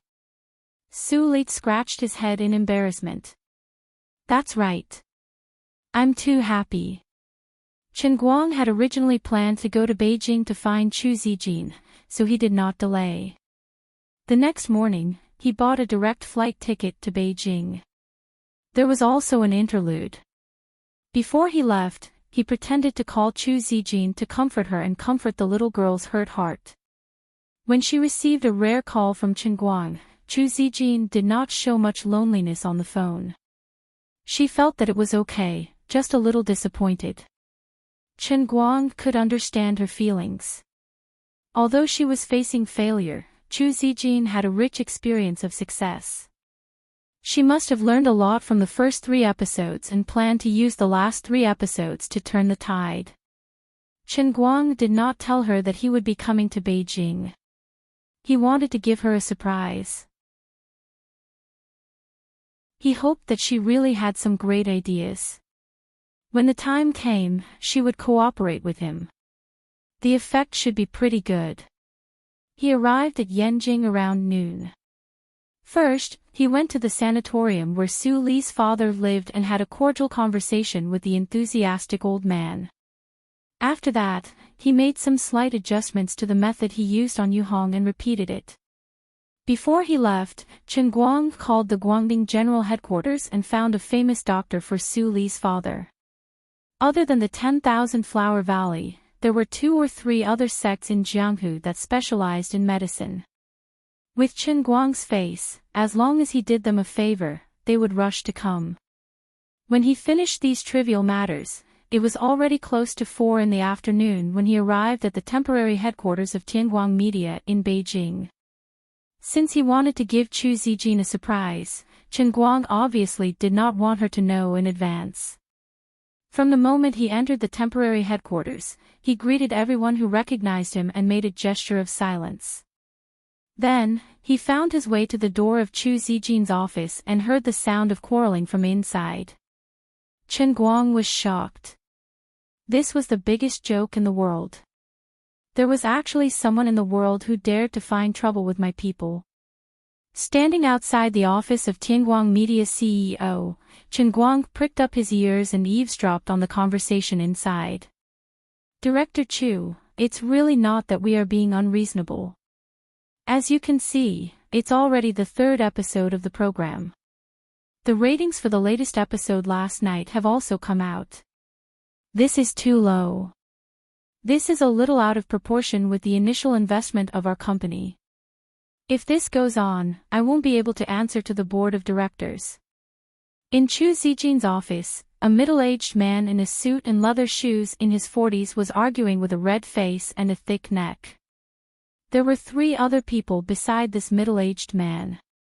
At this time, they had a similar expression, looking indignant. Looking at these 4 people, Chu Zijin could not help but secretly frown. She really did not think that this kind of thing would happen to her. Everyone, we are all doing things according to the contract. If all business is like what you request, tearing up the contract just because of the slightest bit of trouble here and there, isn't it a little inappropriate? Chu Zijin restrained her temper and said to the 4 people in front of her in a seemingly calm manner. She could not help but be angry. The recent continuous decline in ratings had already made her very annoyed. Especially after the ratings for the 3rd episode came out yesterday, she was even more annoyed. It had actually fallen to a tragic figure of 1.4%. It did not even enter the top 5 in the country during the same period. Now, Chili Pepper TV, Bamboo TV, and Tianguang Media were very passive. Chu Zijin was also aware of this, but this did not mean that she would admit defeat. Before the dust settled, she still had a chance to turn the tables. Originally, she had intended to use the remaining time to properly plan the specific plans for the next 3 episodes, and then strive for perfection. After exploring the first 3 episodes, she now had a lot of ideas in her mind. Moreover, she had already implemented more specific ideas in her plan. All she had to do was to go all out and start working. But today, my God!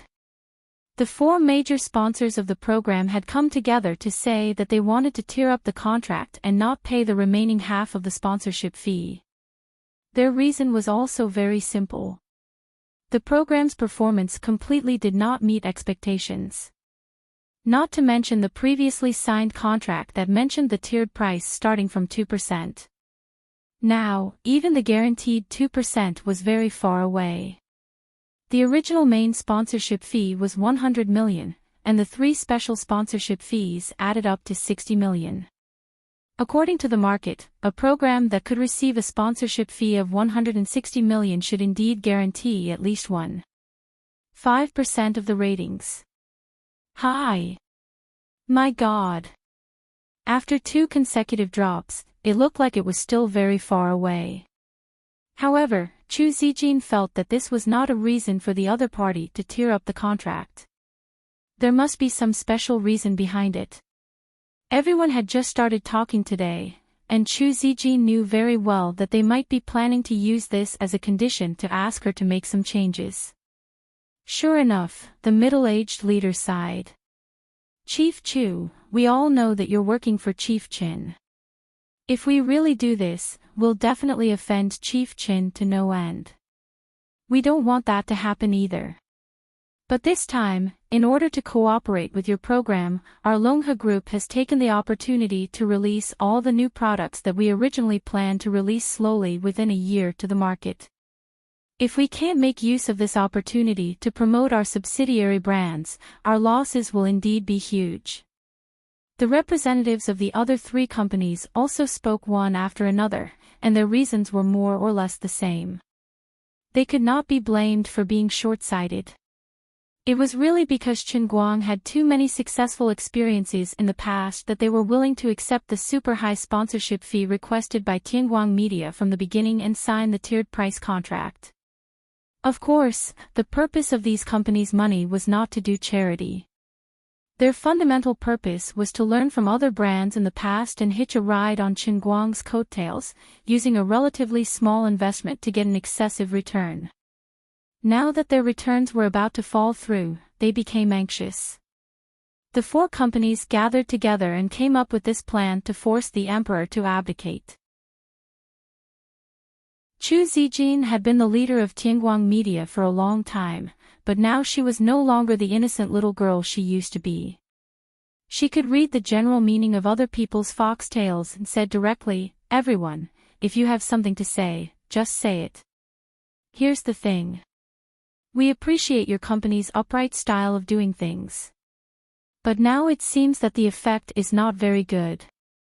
If your company still wants us to continue to sponsor the next 3 episodes, we really hope that your company can learn from other successful cases on the market in terms of overall packaging and marketing, and change the publicity strategy." The middle-aged leader finally revealed his fox's tail. They went around in a big circle and summed it up in one sentence. In fact, they completely disagreed with Chu Zijin's previous way of relying on the quality of the program to speak. At this moment, Chu Zijin looked at the 4 sponsor representatives and these 4 words popped up in her mind. In this broken era, they want to force an innocent girl into prostitution. Chapter 1141. Chen Guang, who was outside the door, was also infuriated. "I understand what you guys are saying, but aren't you guys looking down on me? You guys are looking down on Qinguang Media, thinking that Qinguang Media will fail if they don't engage in dishonest practices. Then, you guys are looking down on Chu Zijin, whom I personally appointed. You guys are looking down on my, Qinguang's, taste." That was the first reason. The second reason was that Qinguang had become half an insider in the entertainment circle. He had even added Jiang Yage and Jin Shiyue into a certain celebrity WeChat group, but he had been lurking in the group all year round. But he would secretly observe from time to time, treating the chatter in Jiang Yage and Jin Shiyue's BFF group as pure gossip. This was one of the benefits of becoming a celebrity. He could be in the legendary best gossip observation position, and naturally, he could see first-hand gossip that no one in the industry could see. Nowadays, there were millions of variety shows, and the news was huge. 2 people who had nothing to do with each other and were not familiar with each other suddenly got together because of something, and there were rumors about them, and they became a couple. Then, please note, these 2 people would soon appear in the same movie, TV series, or even the same variety show. Or else, if they were to make a singing show, just the casting alone would give them dozens of tricks. Regardless of who they invited or not, regardless of whether the person accepted it or not, in short, there would be inexplicable headlines on the internet, saying that a certain singing god or queen would be joining some show or something. Then, the closer it was to the day of the announcement, the more fans would be dragged out for a walk. Regardless of whether the fans were willing or not, in this world, they had no choice. The singer you admired was originally someone who was indifferent to fame and fortune, and only focused on making music, but for some reason, he would be criticized on the internet, saying that he was showing off by focusing on making music, saying that his style was either too high or not for normal people to listen to. Are you angry? Are you going to speak up for the artist you admire? Sometimes, in order to deliberately mislead people, many variety shows would go through many twists and turns just by announcing the name list. First, they would let you know who would be in the limelight. Then, they would give you an outline. One moment, it looked like Sun Yanzi, and the next moment, it looked like Deng Ziki. In the end, when the person came out, it turned out to be Kai Qin. On the day the dust settled, Kai Qin suddenly had something to do and couldn't come again. Then, she was suddenly replaced by another big-shot guest who, temporarily, saved the day. The various fan groups who had slipped away could do nothing but scold them for being retarded. Most of the time, under the intentional or unintentional guidance and instigation of others, no one could remain unaffected. Another example, at a certain time, a certain period of time on the internet focused on nostalgia for a certain TV series of the past, or various marketing accounts reposting related clips. Don't be surprised, it was most likely a sequel to continue earning money. Another example, in the middle of the show, a guest who was originally a normal person suddenly went crazy. He attracted all kinds of hatred on the show, saying all kinds of nonsense that slandered tradition and inverted right and wrong, doing strange things like drinking fake wine while doing the show, and then acting crazy. The audience thought that he had really gone crazy, and all kinds of attacks and curses, but in fact, he was just being paid to avoid trouble. He was just selling his face and taking the blame. There was no other way, the show needed popularity, and it needed attention. Otherwise, they would invite some extremely strange guests to come out, such as, I left my parents at the age of 3 to travel alone, or I sold the old hen that laid eggs at home and walked 8,000 miles to come to this stage. In short, there were thousands of ways to create hype in this world. There were only things that you couldn't think of, but there was nothing that these people couldn't do. In the past, Chen Guang didn't know about these tricks, but after lurking in the female celebrities' BFF group for a long time, he often heard people complaining about how they were CP'd with so-and-so, and so on. Sometimes, these big shots were quite painful. It might be for the effect of the show, and under the condition that both parties agreed to hype up, or it might be that the guy was almost past his prime, and really couldn't find any ideas, so he found an opportunity to appear on the same occasion as you. Originally, everyone was just nodding acquaintances, but in the blink of an eye, there were groundless rumors spreading on the internet.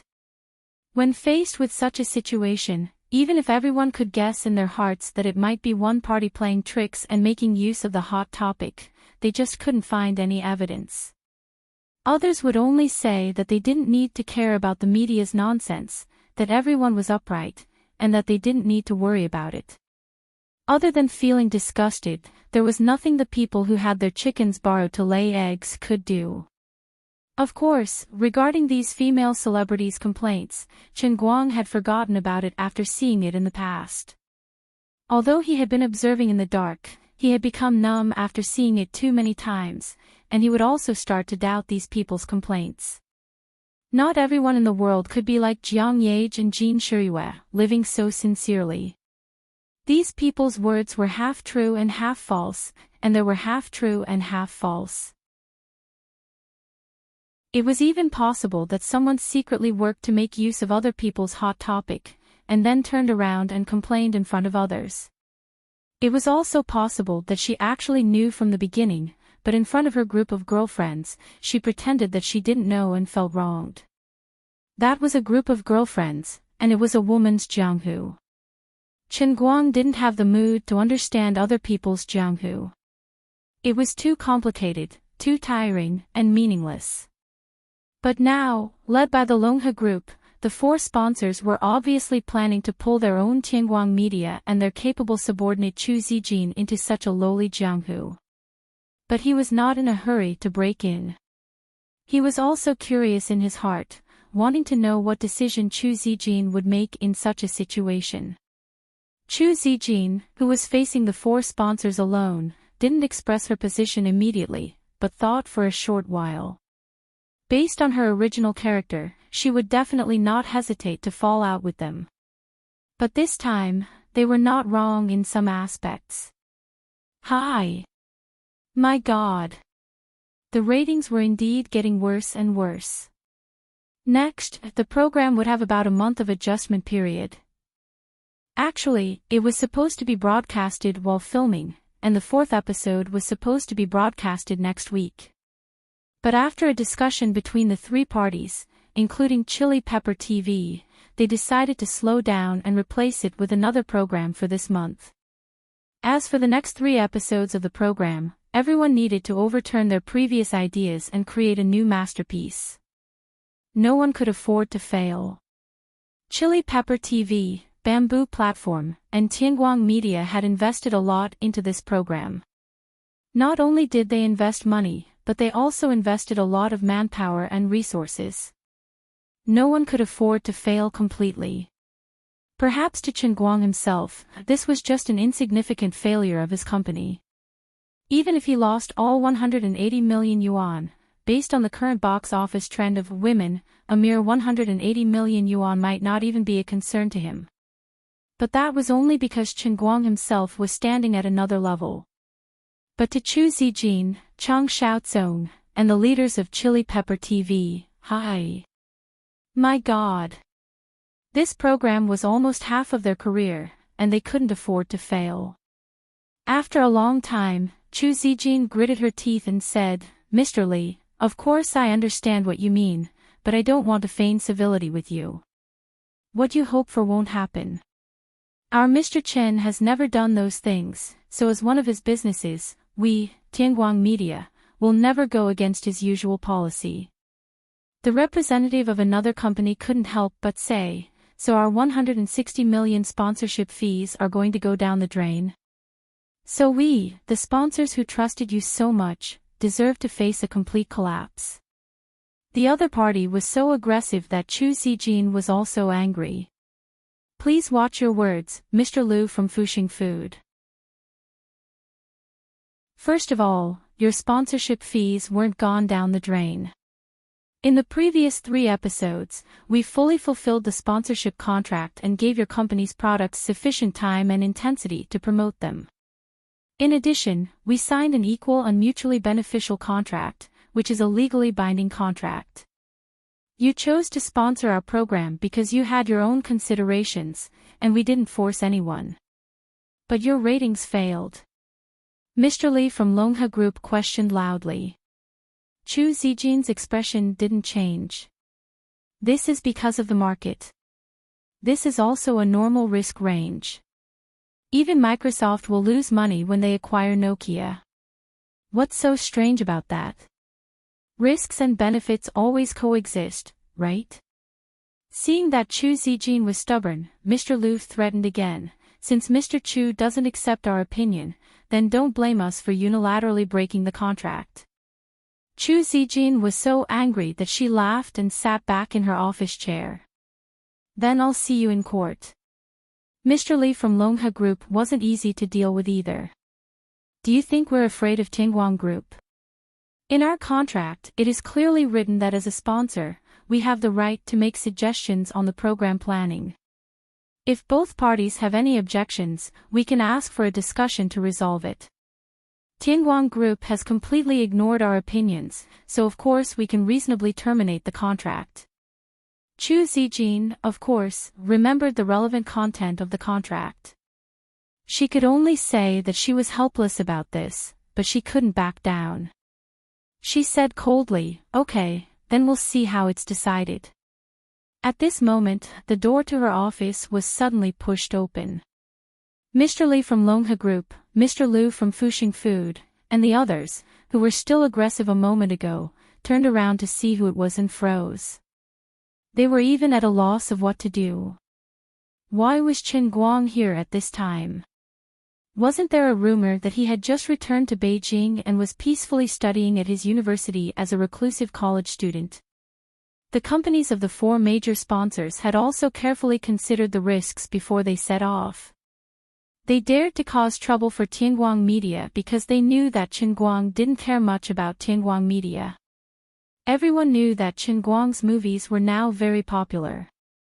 Those who paid close attention to Chen Guang also knew that he had begun to get involved in the environmental protection industry and the photocatalyst industry. They felt that Tianguang Media's small business had become insignificant in his eyes. Otherwise, he would have appeared in the previous 3 episodes.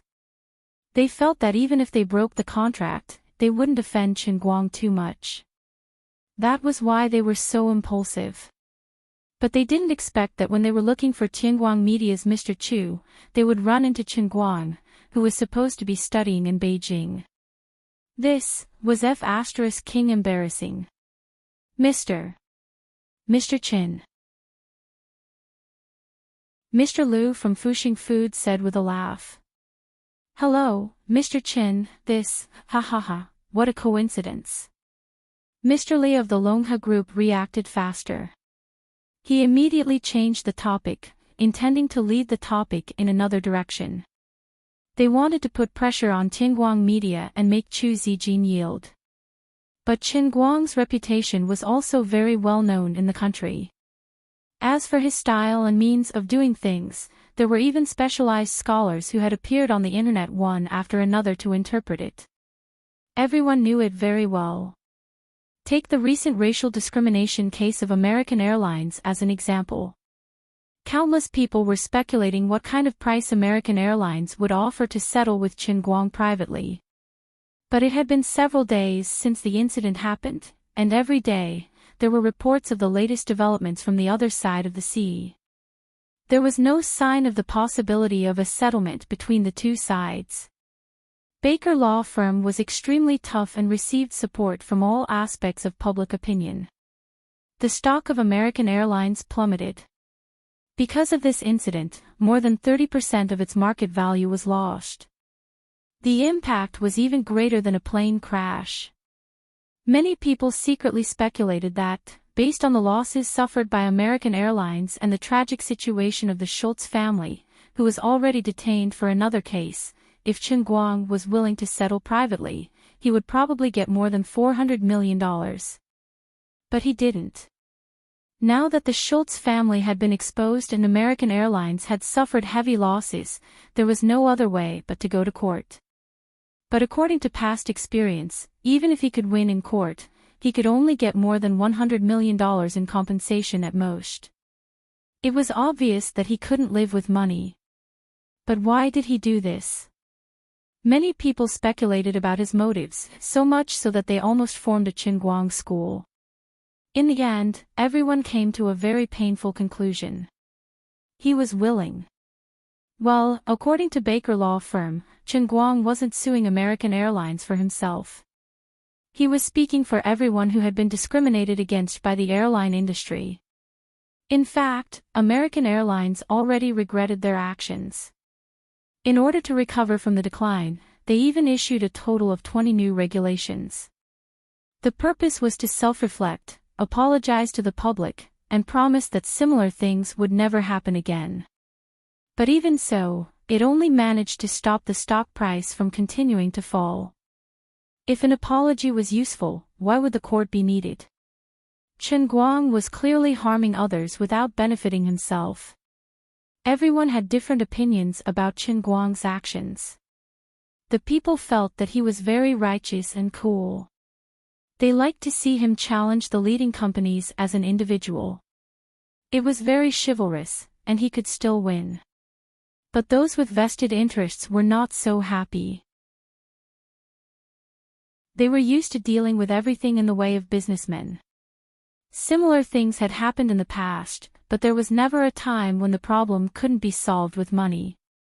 If $1 million couldn't solve it, then $10 million. If $10 million couldn't solve it, then $100 million. If $100 million couldn't solve it, then $200 million. As long as the problem could be solved with money, it was not a problem. But for someone like Tianguang, despite holding a high position, he still acted like a barefooted man who wasn't afraid of wearing shoes, which made them feel fearful. They weren't afraid of idiots, but they were afraid of idiots with power and influence. As for Tianguang, who was already a member of the upper class but didn't have the self-awareness of being one, they loved and feared him, be it in the political and business circles of Europe, the United States or China. Now the four major sponsors were in an awkward position. They were a little afraid. Chu Zijin didn't feel good either. She hadn't suffered many setbacks since she was young, and this was the first time. She never blamed Xinguang for not caring about Tianguang Media. Instead, she often blamed herself in her heart. Xinguang trusted her so much, handing over $1 billion and such a big company to her. All right, in fact, he had volunteered to do so. But now it seemed that she had messed it up. She had originally planned to put all her effort into the last 3 episodes and fight to the death. No matter what, she had to make up for the decline. But today, she encountered the pressure of the 4 major sponsors.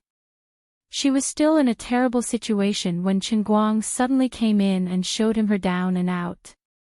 Chu Zijin quietly looked at Xinguang's seemingly calm expression and guessed that he was probably very disappointed in her. "Boss, I'm sorry," Chu Zijin sighed and decided to take the initiative to take responsibility. Unexpectedly, Xinguang waved his hand and interrupted Chu Zijin. "Let's talk about this later. I'll have a good talk with these 4 first."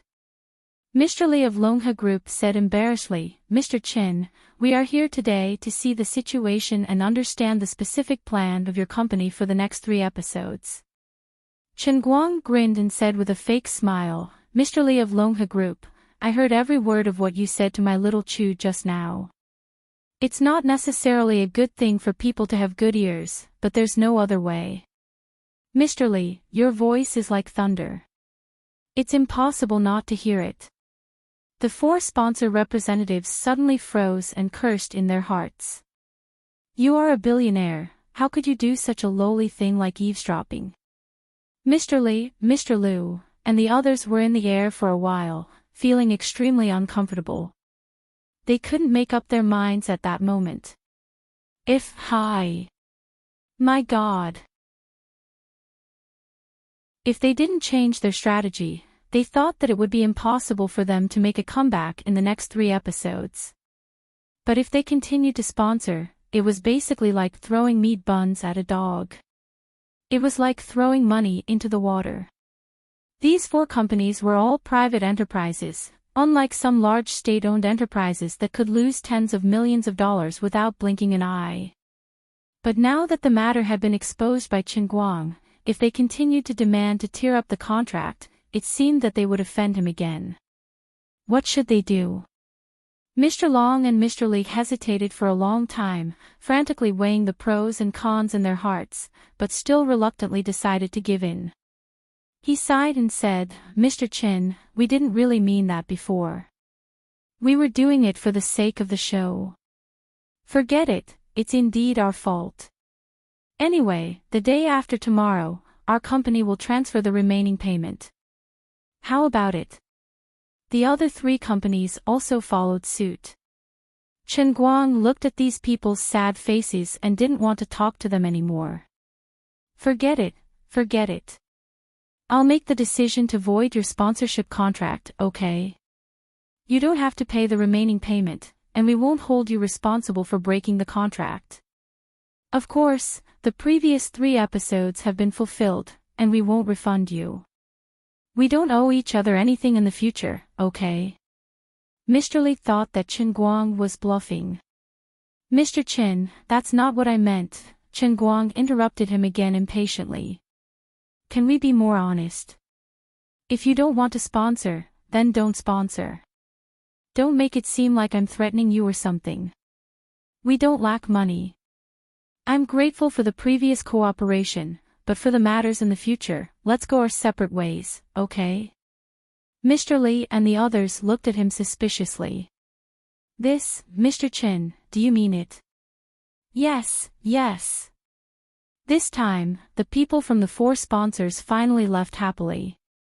They went back and arranged for people to come to Tianguang Media to handle the handover. When most of them had left, Chu Zijin said hesitantly, "This doesn't seem to be a good idea." Xinguang shook his head. "It doesn't matter. They'll regret it." Chu Zijin thought that he was going to settle the score later. Unexpectedly, Chen Guang said, when they see the ratings for the next 3 episodes explode, if it were me, I would definitely find a piece of tofu and kill myself.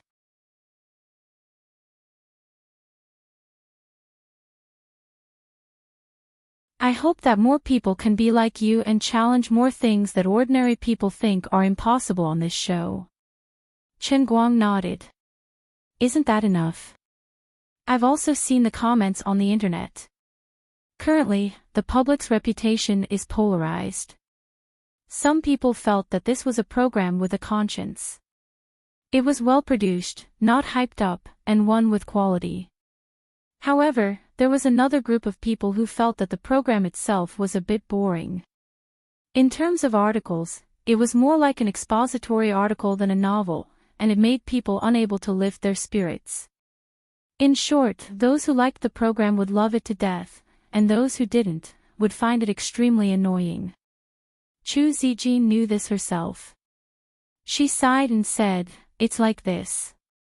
I was too idealistic in the first 3 episodes. I thought that I would be like you in the past, showing my best side to the public and attracting everyone's attention." Chen Guang smiled and shook his head. "Then you're thinking too simply. There are many extraordinary people in this world, but no matter what their abilities are, there shouldn't be anyone who can reach my level." If anyone else had said this, they would have been laughed at for boasting shamelessly. However, these words came from Chen Guang, so Chu Zijin felt that it was very natural. So the first 3 episodes were a failure. But this time, I really learned from my experience. I've also consulted many big shots in the industry. I'm very confident about the next 3 episodes. I guarantee that the program's overall rhythm and effect will be much better than the first 3 episodes. All right, you don't have to give me a military order. I want to be involved in the recording of the next 3 episodes, not because I want to interfere with you, nor because I'm dissatisfied with the program's ratings. I have other motives. Chen Guang simply exposed Chu Zijin's little thoughts. Other motives? You're not making up excuses to comfort me, are you? Chu Zijin tilted her head. That's enough. There's no end to it, is there? Chen Guang was finally angered by her twisty and strange train of thought. He didn't know what was going on in his mind. He suddenly raised his hand and pulled the smaller Chu Zijin in front of him. Then, he lifted his right foot and stepped on the coffee table. Chu Zijin screamed as she was placed on Chen Guang's thigh. Then, with a slap, his big palm heavily pasted on her fleshy buttocks. "Ah! What ah? Really, it's so dirty. Such a confident and independent Miss Chu. How did she become such an overcautious and self-blaming idiot after only being a boss for a few days? Yes, I blame you for your incompetence, so I decided to do it myself. Are you satisfied now?"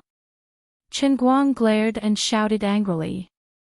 Then, as if he wasn't satisfied, he slapped her again. This time, Chu Zijin didn't cry out. Instead, her face was red, and she moaned and squirmed. It was unknown whether she was struggling or something. To be honest, after Chen Guangjin said this, the invisible pressure that she had been hiding in her heart recently really dissipated by half. "Aren't you counting on me to punish you? Then I'm going to punish you now. The 2 slaps just now were to punish you for your incompetence. Paw.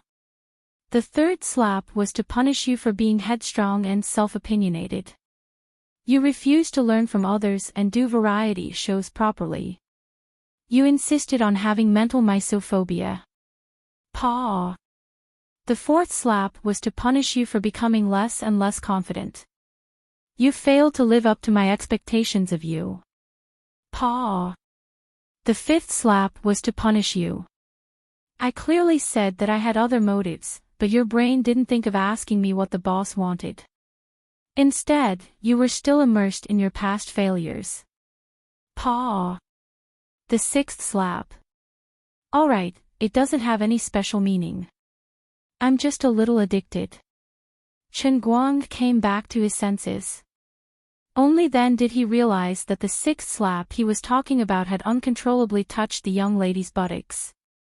He hurriedly retracted his hand and put her down. Chu Zijin, whose face was completely red, took a few heavy breaths before she calmed down. Chen Guang thought that she was going to be angry. Unexpectedly, she turned her head shyly, not daring to look at him. She only said in a mosquito-like voice, "Boss, I know I was wrong." Seeing this, Chen Guang was shocked. What kind of situation is this? Could it be that my 5 slaps and 1 touch unknowingly unlocked some kind of special characteristic of the once aloof young lady, who is now a beautiful and down-and-out CEO Miss Chu? It's a sin, a sin. Chen Guang hurriedly forced himself to calm down and pretended to be businesslike. Well, regarding your previous problem, I've already punished you. That's it. Now, let's talk about serious business. No matter what, and no matter what the reason is, the result of the current performance is that the first 3 episodes of God of Hymns did not meet our expectations.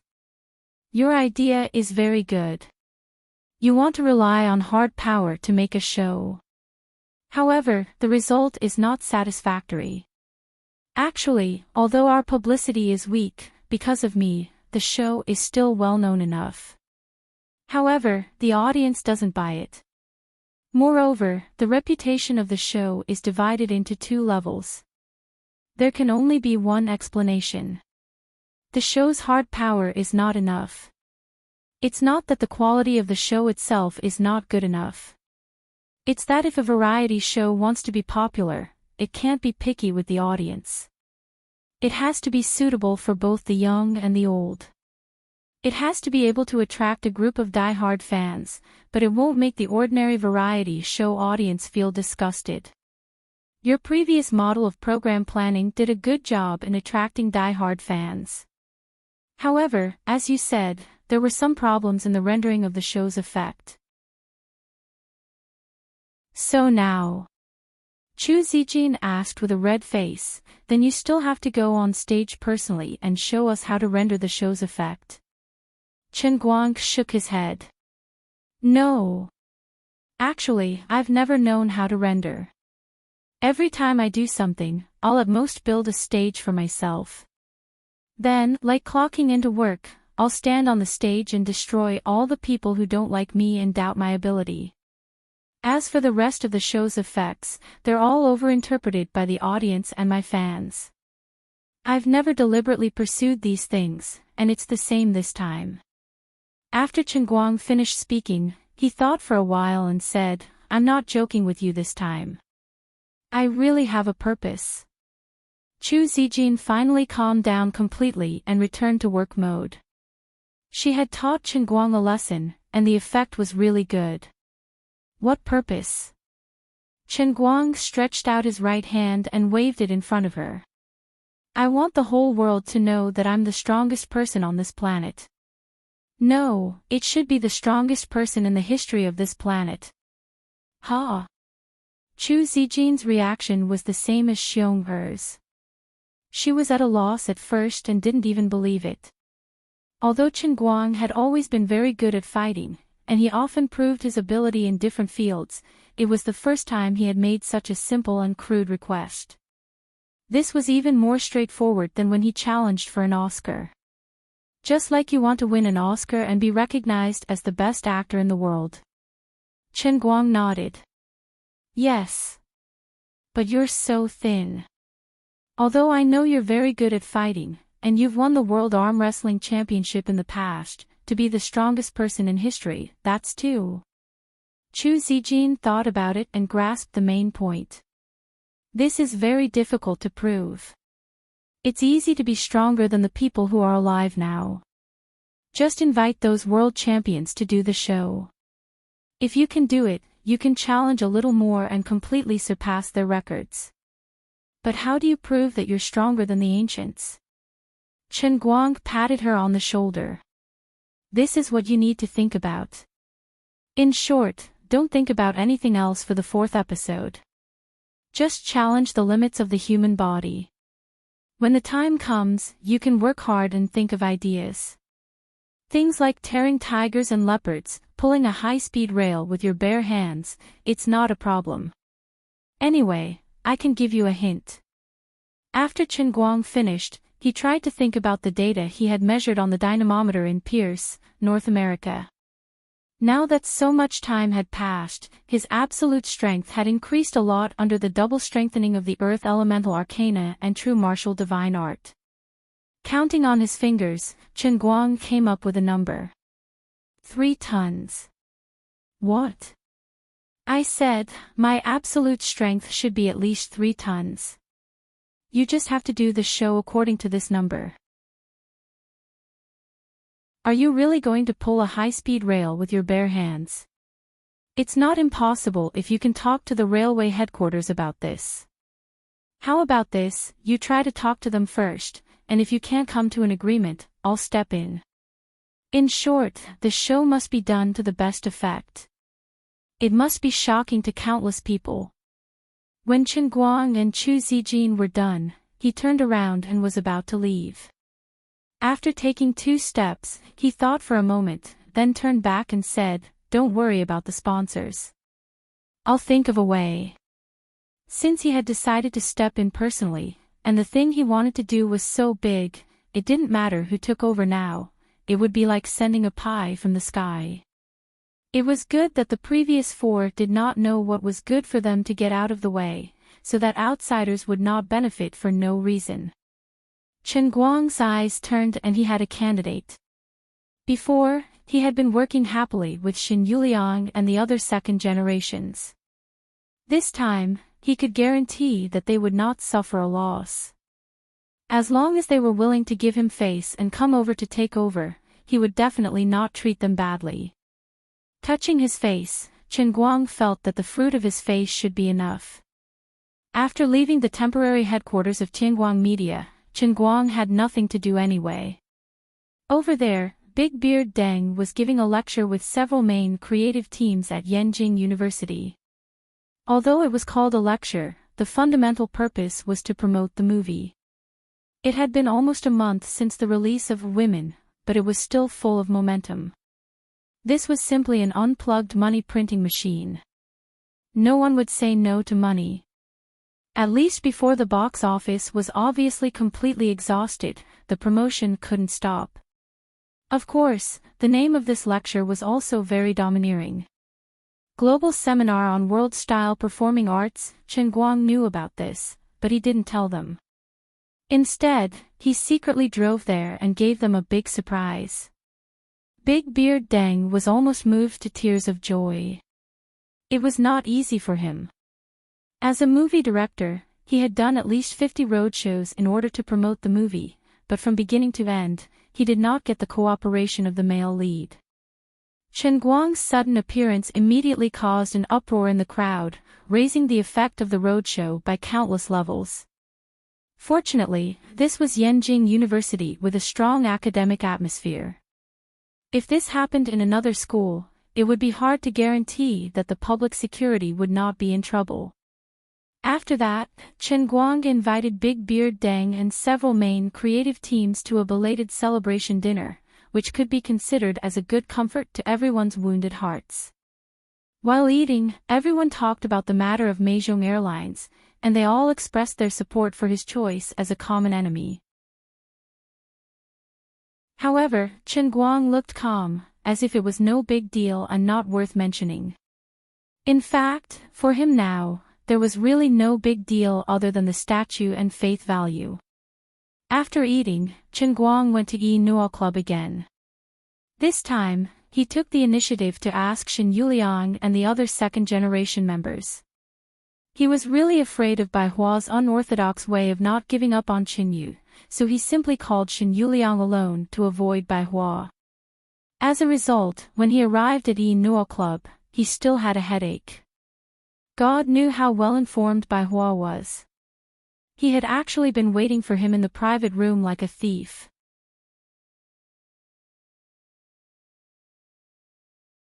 Chapter 1143. If it wasn't for Lin Jingwei's face, Chen Guang would have turned around and left if it wasn't for Lin Jingwei. But he still had to give face to Brother Bai Hua. Facing Brother Bai Hua, Chen Guang couldn't bring himself to lose face. Brother Bai, why are you here? I didn't want to bother you with such a small matter. Chen Guang chuckled as he sat down. He wouldn't take the initiative to mention Chen Yu's matter. Last time, Chen Yu had ruthlessly and thoroughly rejected him. Although Bai Hua was infatuated, he was no longer a child. He should be able to weigh these things. Bai Hua didn't disappoint Chen Guang. Seeing that Chen Guang didn't want to mention Chen Yu, he didn't harp on it. I happen to be free today. I heard that your show needs sponsorship. I was afraid that they wouldn't give you face, so I came to join in the fun. Hearing Bai Hua's words, Shen Yuliang didn't agree. Brother Bai, look at what you're saying. Who dares to not give Brother Guang face? You don't know, but when we heard that Brother Guang's show needs sponsorship, everyone almost fought over it. I say, Brother Guang, you should have looked for us from the beginning. Now you only have 3 episodes left. How is it interesting? Chen Guang was embarrassed by Shen Yuliang's words. I've always been indebted to you. I haven't even fulfilled my sponsorship contract. I don't have the face to see anyone. How could I trouble you again? The high school girl who was in charge of the fashion brand came over. Brother Guang, you're too modest. You don't know how well our products have been selling. Just like me, I used to only make trendy brands for young people.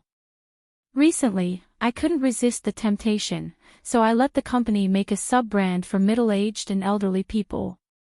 Brother Guang, guess what? Chen Guang asked curiously. What's wrong? The little girl said excitedly, it's selling very well.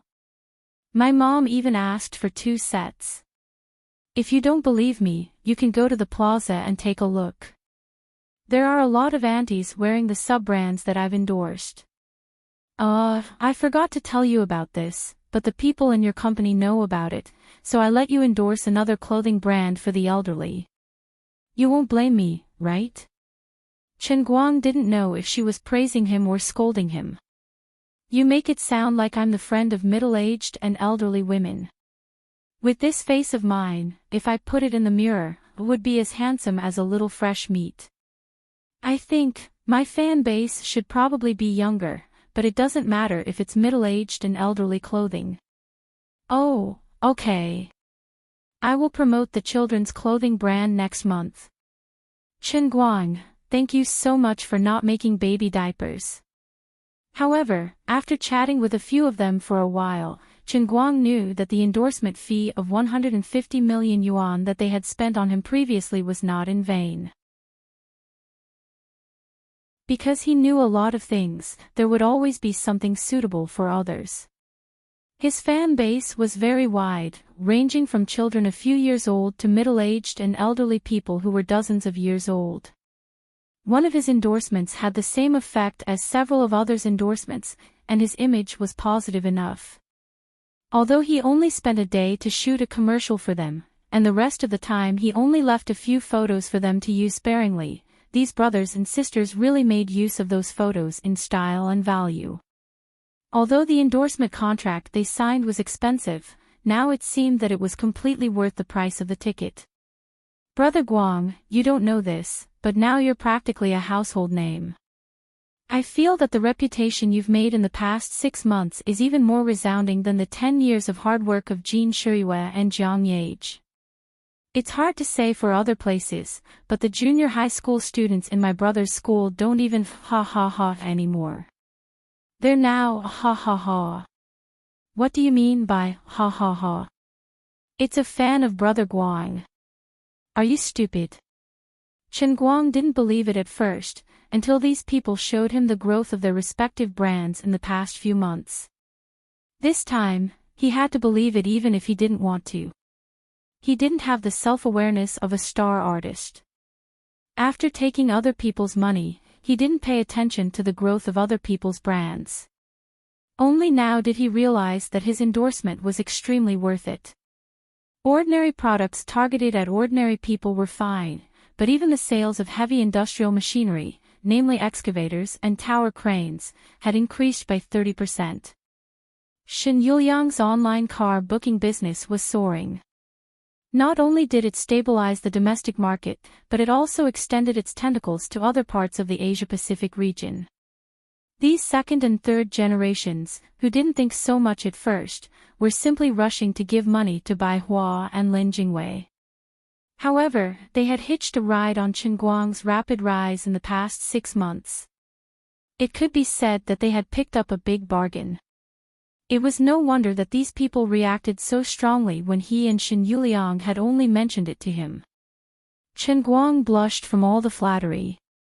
He pretended to be polite and said, "But this time, my show didn't have a good response. After all, I didn't participate in it before." Shen Yuliang directly said, "Brother Guang, we understand what you're doing. Since you took the initiative to look for us this time, you definitely won't cheat us, right? Will you participate in the next 3 episodes?" Chen Guang nodded. "At least I'll be in the 4th episode. The 5th and 6th episodes haven't been decided yet. As long as you're in the 1st episode, then we won't lose out on our sponsorship. Let's start the bidding now. Whoever offers the highest price will go up. Anyway, it's just 1 title sponsor and 3 special guests. First come, first served." Shen Yuliang waved his hand. Without waiting for Chen Guang's instructions, the group of people spontaneously started bidding on the spot. Looking at the 2nd and 3rd generations in the small private room, clamoring for a project worth tens of millions or even hundreds of millions, it was as lively as buying vegetables in a market. Chen Guang pinched his face and thought to himself, "Perhaps, this old man's face is as good as a black card." While the others were bidding in the private room, Bai Hua suddenly received a call and pulled Chen Guang. "Chen Guang, come here. I have something to say to you." Chen Guang was subconsciously afraid, but seeing Brother Bai Hua's serious expression, he guessed that it wasn't about Qin Yu. He gathered his courage and left the private room with him. "Brother Bai, what's wrong?" Chen Guang asked anxiously. Bai Hua took a deep breath and looked at him deeply. "Chen Guang, I just received news that someone wants to kill you. The bounty should be more than $100 million. Many assassin organizations around the world are ready to make a move." Chen Guang was stunned at first, but then he laughed. "You can still laugh," Bai Hua said in a slightly reproachful tone. Chen Guang shrugged. "Brother Bai, you know what I'm capable of." Chen Guang couldn't help but be so calm and arrogant in this kind of situation. Let's not talk about whether someone could really put a bullet in his stomach or head. Even if he was shot, so what? The old man could jump off a building and be smashed into meat paste and still come back to life. I can't even commit suicide. If anyone's killer can kill me, I'll really send a plaque to their family. The plaque was written with a big respect. Bai Hua saw that he didn't take it seriously and couldn't help but become anxious. "I know you're the world's #1 martial artist, but assassins have all kinds of strange methods. They can always sneak attack you when you're unprepared. It's better to be safe than sorry. Don't let your guard down." Chen Guang didn't want him to worry too much, so he pretended to be very serious. "That's fine. I'll be careful. But I'm not bragging. Even if I open my hand and let someone shoot at my stomach, I won't die. I really won't die. It's hard for me to die even if I want to. You're too confident. I can't explain it to you. Maybe one day I can tell you, but you won't understand now." Bai Hua couldn't do anything to him. "Is that so? Okay then. Of course, thank you Brother Bai Hua for telling me about this." Even if he wasn't afraid, Chen Guang was still a little unhappy to know that he was being targeted. The intelligence department just received the news. Originally, the elders wanted to confirm it before informing you, but since we're together, I'll tell you in advance. Right now, we don't know what's going on outside, but for now, we can only confirm that your name has appeared on the dark web. At present, we speculate that there aren't many forces in the world that can offer such a high bounty. According to the analysis of our informants in the dark web, it's possible that it's from both domestic and foreign forces. Chen Guang nodded and began to calculate in his mind. Strictly speaking, although he didn't have many enemies, he definitely had some. Just in China, Zheng He and Song Ningyuan, who represented the Tiansong Water Group, were one of them. As for overseas, American Airlines, which he had just offended, was also a possibility. On the surface, they couldn't win against him, but American Airlines and the Schultz family had suffered heavy losses. It was hard to guarantee that they wouldn't do such a risky thing. On one hand, they could vent their anger, and on the other hand, they could kill one to warn others. If he acted too tough, American Airlines couldn't do anything about it. But if he was assassinated, although there would never be evidence to prove it, people would always associate it with them. As long as there was no evidence, it was a good thing for others to associate it with them. In the future, if others wanted to find trouble with them like he did, they would have to think twice. Although US dollars were good, they needed to be alive to spend it, right? There was also Sanchin Corporation, who had excluded him because of the photocatalyst incident, and the Japanese consortium. Out of consideration of interests, being excluded by him could cause them to lose hundreds of billions of US dollars in the photocatalyst market. In the face of such a major potential loss, it was possible that they would make such a drastic decision. As the two were chatting, Chen Guang's phone suddenly rang. He picked it up and saw that it was Jiang Yage's grandfather. After the call was connected, as expected, Grandpa Jiang and Bai Hua were talking about the same thing. Xiao Chen, you don't have to worry. China has never been a fertile land for those who make trouble internationally. If they dare to come, we dare to deal with them. Right now, our top priority is to find out who is behind the scenes as soon as possible. We can only try to guess the source of the bounty on the dark web and try to negotiate with the other party. As long as we can make the other party realize that even if there is no evidence, they will have to pay a more painful price, and it is possible to cancel the bounty. Chen Guang nodded. Grandpa Jiang, I have a few candidates. Tell me, I'm listening. Hence, Chen Guang told him about his guesses. The old man on the other side nodded. Okay, let's have a plan first, then we'll talk. But your security. Chen Guang refused. I don't need to worry about my own security, but I have another request. No matter what, you must ensure the safety of my family and friends. If you don't have enough manpower. You want to borrow people from the Guangdong General Headquarters, right? I know, you're really strange. Even if you're not the director, those martial artists still only recognize you.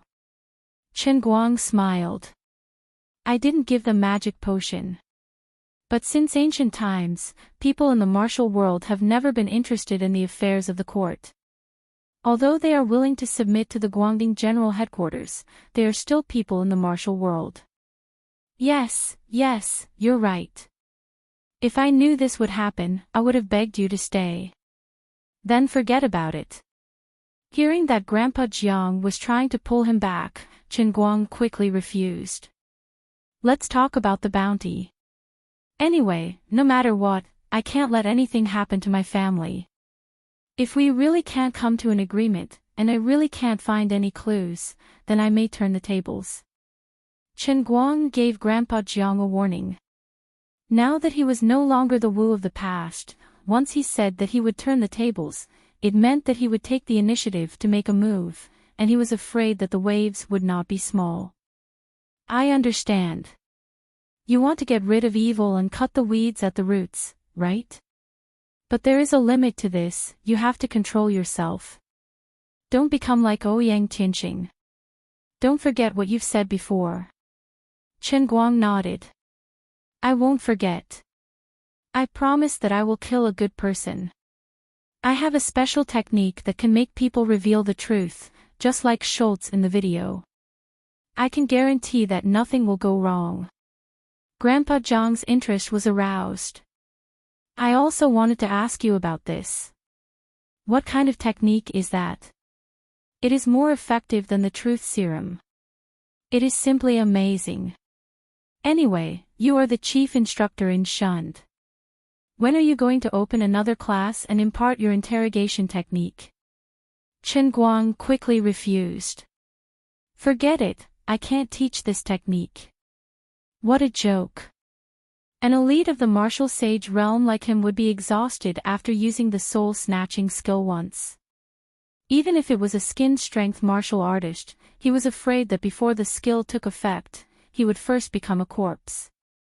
In this world, apart from him, no one could withstand the consumption of the soul-snatching skill. Chen Guang sat in the Yi Nuo Club for another half an hour. Shen Yuliang and the others were extremely efficient. After a round of fierce bidding, there were only 3 episodes left of Hi. My God. Sponsorship. The total price was more than 250 million yuan, which was snatched by this group of people. This made Chen Guang feel a little embarrassed. Since he had been given a favor, his words were soft, and he was too straightforward in owing him a favor. This created pressure on him. No matter what, the 4th episode had to be explosive. Otherwise, he would be letting them down. Just as Chen Guang was done, Chu Zijin, who was still at the headquarters of Tianguang Media, received a call. She was also shocked. In the past, when she came forward to talk about sponsors, she had to grumble and slap the table at the negotiating table. Both sides would often argue over a small profit. Every sponsorship, no matter how big or small, would take at least a few days to fine-tune the various details of the contract between the two sides. In the end, they would go through a lot of trouble to find common ground and put aside their differences. Finally, they would reach a clause that everyone felt was acceptable, but no one felt that they had earned anything. Just like the 4 sponsors that Chu Zijin had signed before. For the 160 million yuan, she had negotiated with many people. In the end, she still left a clause that was disadvantageous to her side, which was the clause that the sponsors could interfere with the program planning. Chen Guang, on the other hand, settled it with just a few words. When she received a call from the person in charge of the 4 sponsors, whose total price had reached 250 million yuan and who would only sponsor the next 3 episodes, Chu Zijin did not react. Chu Zijin asked, "May I ask what specific requirements your company has?" The company replied, "No." "Hey, no. It's Brother Guang's program, what requirements can we have?" In short, just remember not to make a mistake with our logo. Our company will send someone to discuss the details tomorrow. You can write the contract and whatnot. Anyway, Brother Guang can't cheat me. The company replied, "What requirements can we have?" Brother Guang has the final say. The company replied, "I only have one requirement. Please provide us your account number as soon as possible. We need to pay as soon as possible." Well, that's right. There's no need to sign the contract, just pay first. The company replied, "Don't ask me for any suggestions on the program planning. I don't understand these things. Hey, yes, if there's anything you need us to cooperate with on the program, just let me know. I have some connections at the railway headquarters." After hanging up the phone, Chu Zijin could not calm down for a long time. All along, other than when facing Chen Guang, she had always been an invincible genius girl in other people's eyes. But it was really infuriating to compare with others. Compared to Chen Guang, she was like an immature student. Just like this time, she thought that she could show off her abilities in front of him. Most importantly, she could prove her ability in front of him. Now, she had done it half-heartedly and even let him see her embarrassing side. Then, he personally made a move, and the program sponsorship that had already collapsed instantly took a turn for the better in a few moves. Chu Zijin felt that she would forever be like everyone else, living in his shadow. But this could not be considered a shadow.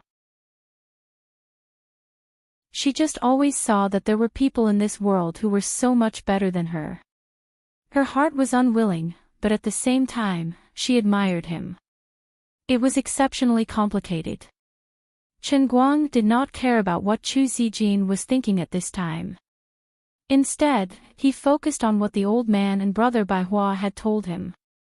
He was afraid that Enchanting and Wu Miaowan from the Guangding headquarters did not know the inside story and did not give face to the old man. So, he called Enchanting first and explained the situation. Unexpectedly, before he could explain things clearly, Enchanting had already exploded on the other side. "Don't worry, I'm going out now. I'll call a few elders to ensure the safety of uncle and auntie." "Hey, wait a minute, I can't wait. I've already set off. Oh, by the way, recently, the special communication equipment provided by the military has gradually been popularized in the bureau. Just now, I sent out the highest level of alert. Now, the thousands of people in the bureau should have received the news." Chen Guang was a little speechless. He did not want to make such a big scene.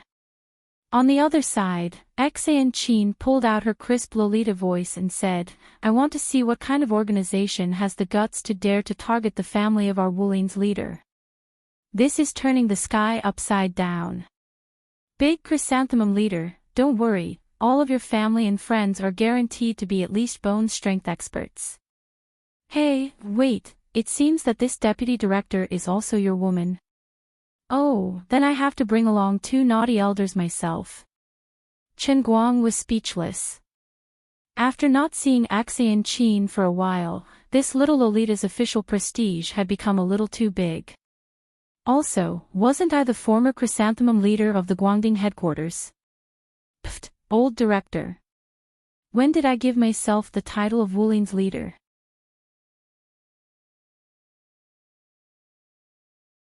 Chapter 1144. A brief moment later, Chen Guang received another call from Wu Shan, informing him that the old man had already given out the mission. After listening to Wu Shan's overall arrangements, Chen Guang was completely relieved. The elders had given him enough face. Well, they might have been afraid of Chen Guang's so-called initiative. In short, they had come up with a whole set of operations specifically for this incident. The names they had come up with were particularly domineering and cool. Operation Glorious Shield. When he heard the name, Chen Guang's face turned red. "I'm ashamed to face my ancestors. My Chen family has kept a low profile for several generations. Why am I such a weirdo in my generation? I can't keep a low profile anymore." According to the Glorious Shield's plan, nearly 1,000 elite soldiers from the nation's major military regions would be transferred to participate in this operation. Every single one of these soldiers could be considered the elite of the elite. They were not inferior to the special forces led by Xuelin. Of course, the main force of the entire Glorious Shield was not these people. Instead, it was the extremely rare members of the Guangding General Headquarters who had taken the initiative to cooperate with the military. Enchanting ran quickly, leaving the bitter Wu Miaowan in the Guangding General Headquarters. Wu Miaowan cursed Enchanting for her indiscretions and seizing the opportunity to get close to Chen Guang's parents. At the same time, she had to urgently call for a conference call to explain the current situation of their old leader, the publicly acknowledged leader of the martial arts world, Chen Guang, to the others. Initially, Xiao Miaowan was worried that these unruly leaders of the major sects would not do their best to help. She did not expect them to almost fight over the quota in the conference call. Dai Quan, the leader of the Xinqing sect, was unwilling to pass on the responsibility. Since ancient times, the Xinqing sect has been an expert in escorting and protecting goods. Whether it's guarding the home or guarding against criminals, we are all experts. Deputy Director Wu, you don't have to say anything. Leave the important task of protecting the director's parents to me. Wu Miaowan was particularly embarrassed. Deputy Director Xan has already brought her 1,000 despair sex experts to protect the sect. There are also 2 seniors at the peak of Pai Jin with them. There are no more traps over there. Dai Quan said anxiously, then it's the director's grandparents. All right.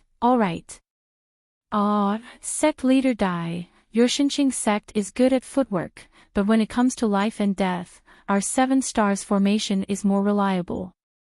Don't say anything, all 49 inner sect disciples of our Green Mountain sect are here, and there are 7 sword formations of 7 stars. All the immediate family members of the director of the Green Mountain sect are ours. Dai Quan cursed, get lost. You old scum. However, another loud and clear voice came from the special communicator. Be quiet. I, Panda, the boxing tyrant, haven't spoken yet. I'm sorry, but my 18 arhats are already on their way. We're close to the director's hometown. Everyone, let's get there first. Dai Quan, the sect master of the Green Mountain Sword sect, and the others cursed him. Despicable. Shameless. You're a dog in the manger. At this time, the voice of plainclothes sect's Taoist Sang Song came from inside. I'm really sorry. Recently, I've brought many inner disciples to Lalai County's Immortal Crane Temple to visit friends. I'm now at the ground floor of the Chief Bureau's maternal grandparents' house. In fact, I just went to the door of the Chief Bureau's house. Vice Bureau Master Xan is still on her way, so I asked my eldest disciple to watch over her. Damn it. You bastard. You shameless old ox nose. You said you were going to the Immortal Crane Temple last month. Why haven't you left yet? Are you staying in Lalai County?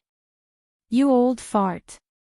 The shameless behavior of Taoist Sang Song drew likes from all directions.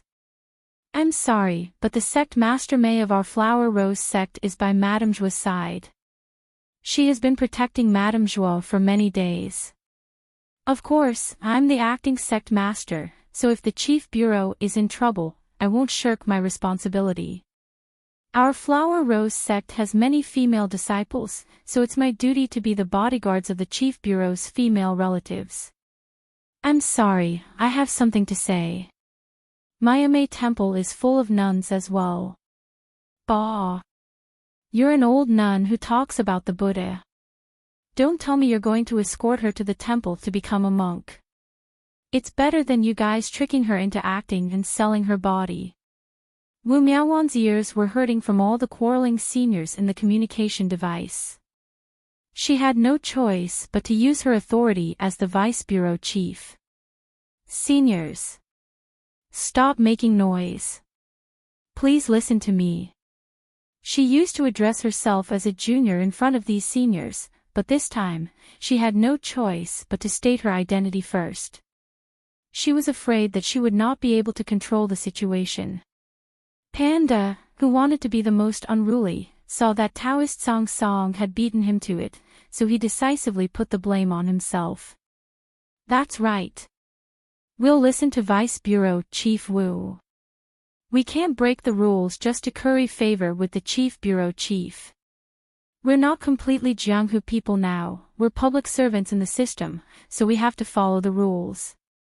Old Baldy, for example, is now a deputy director level cadre. That's right. I, the Vice Bureau Chief, have something to say. That's great. The Vice Bureau Chief likes it. Panda's words won everyone's approval. With that, the situation was finally brought under control. Wu Miaowan had to rack her brains for a long time before she managed to come up with a comprehensive plan based on the strengths of the various sects, the realms of the experts sent by each sect, and the relationship between everyone related to Chen Guang that was listed in the Radiant Shield's operation plan. Wu Miaowan was exhausted by the time she was done. Not enough manpower. What a joke. After the poison sect, dark sect, and other evil sects were eliminated, the newly selected 8 major sects and 27 sects sent out almost all their elites. There was no such thing as a shortage of manpower. If not for such a large-scale operation, Wu Miaowan would not have known that these major sects were so well equipped. Perhaps there were only so many top-notch experts on the surface, but core disciples at the early stage of skin force or the peak of bone force were a dime a dozen. After assigning the tasks, Wu Miaowan was truly at a loss. She could not help but secretly contact Fist King Panda's signal. Master Pan, what's up with you guys? Has everyone been very free lately? On the other side, Panda rubbed his big bald head. Deputy Bureau Chief Wu, don't you know? Wu Miaowan looked confused. What's going on? What did Big Chrysanthemum do this time? Sect leader May of Chrysanthemum Flower Sect has broken through the peak of skin force and reached the peak of Chrysanthemum Flower Sect, the paper-folding realm. Wu Miaowan was shocked. Oh my god. This is great news. Sect leader May should hold a martial arts gathering to celebrate. Pandit smacked his lips. Hasn't sect leader May been overseas recently to be the chief's old flame? Pfft, to be the chief's teacher's bodyguard. How could she have the time to come back? The martial arts gathering must be held. It's been 300 years since Chrysanthemum Flower Sect has a paper-folding elite. This is indeed a joyous occasion, but we don't have the time now. We'll hold it in the future. When did this happen? Just a few days ago. Just a few days ago. Wu Miaowan looked confused. Of course she knew about Aunt May of Chrysanthemum Flower Sect. She had been stuck at the peak of skin force for at least 20 to 30 years. How did she break through just like that? That's right. According to sect leader May, in order to express his gratitude to her for protecting teacher Zhua, the Director General specially spent half a day to give her some pointers. At that time, she felt something in her heart. She felt as if the fog in her heart had been pushed aside, and she could see the light. She just had to cultivate outside teacher Zhua's lab for a few days, and then everything would be fine. I thought you would know about it, Deputy Bureau Chief Wu.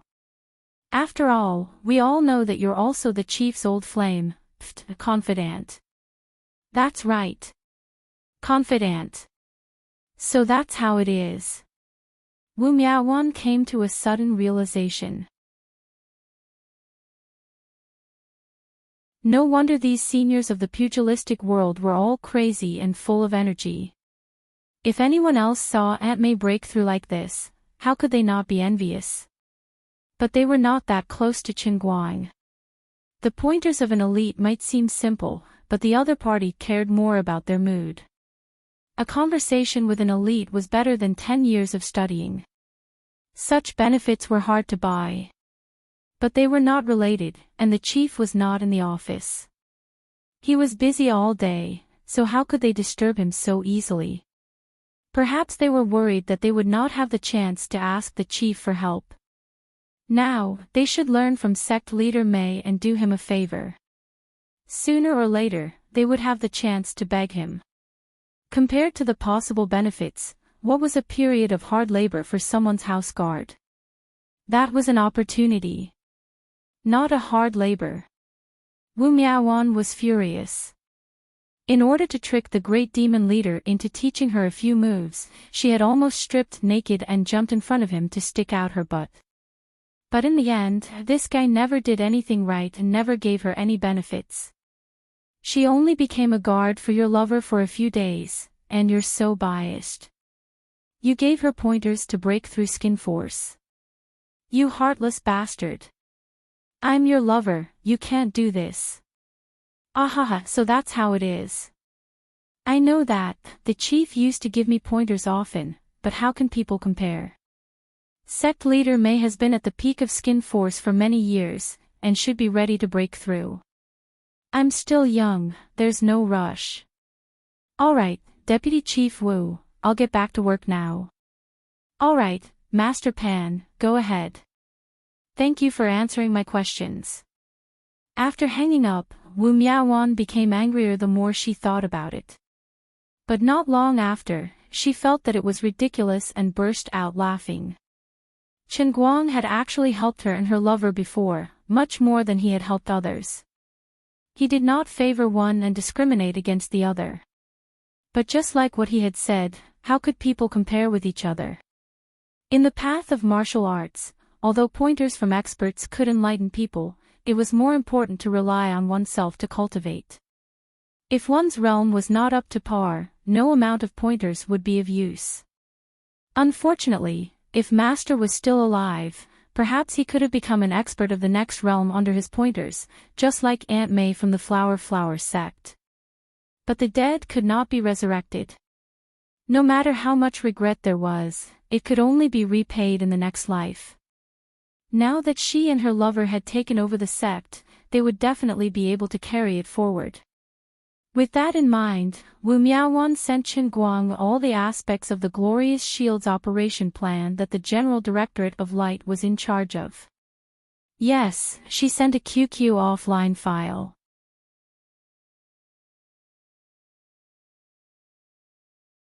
Chapter 1145. After reading it, Chen Guang felt that he owed a huge debt of gratitude. Other than gratitude, there was only shame.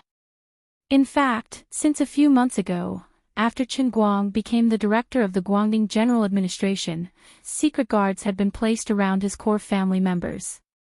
Chen Guang was well aware of this, but he didn't think it was surveillance. He had always been upright and honest, so he wasn't afraid of surveillance. In addition, if the elders really wanted to prevent him from harboring any evil intentions, this surveillance wouldn't be able to prevent it. For a person of his level and ability, if he wanted to do some evil tricks, no amount of surveillance would be able to stop him. But if his real pursuit was in other aspects, and he didn't have any shameful intentions, then these secret guards couldn't be called surveillance at all. It could even be said that because of his past and present identity, they spent the country's resources to match him with public resources. Modern warfare, to put it bluntly, was a battle of money.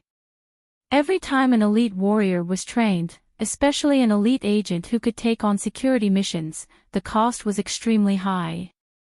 If the weight of $100 bill was to be measured, it would even exceed the weight of the warrior himself. The warriors who were previously arranged to be Chen Guang's core family members could be called walking RMB in a sense. Although the elite warriors ate the royal rations were also money, and so were the army's pay. The security of these people was something that ordinary people couldn't enjoy or even imagine in their lifetime. But Chen Guang deserved it.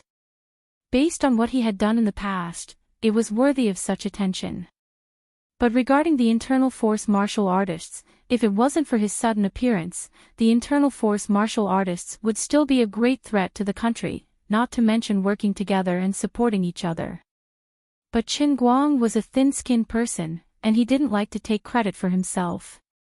He didn't even realize in his heart that what he had done was a great deed that would last for thousands of years. He always felt that he only did what he should do within the scope of his ability. He didn't like to be an official. Otherwise, the other 99 people in the 100-people plan that Lin Jingwei mentioned might be able to compete with him. Therefore, he didn't need any conspiracy at all. As long as he wanted to and was willing to change himself, the elders in Yanjing might be even more eager to hand over the power to him. Just as Lin Jingwei had said, although there was a clan to govern a country, it also needed capable people. Chen Guang himself was that capable person that no one could ignore. Although he had relinquished power, the credit was still there. With the photo catalyst as an example, it proved that he would do more things in the future. He was still constantly creating miracles. Spending public resources on him would always be a profit and never a loss. Chen Guang made a few more calls to his family. Since things had already come to this, he couldn't hide it from them. Letting them know would also help them be more vigilant.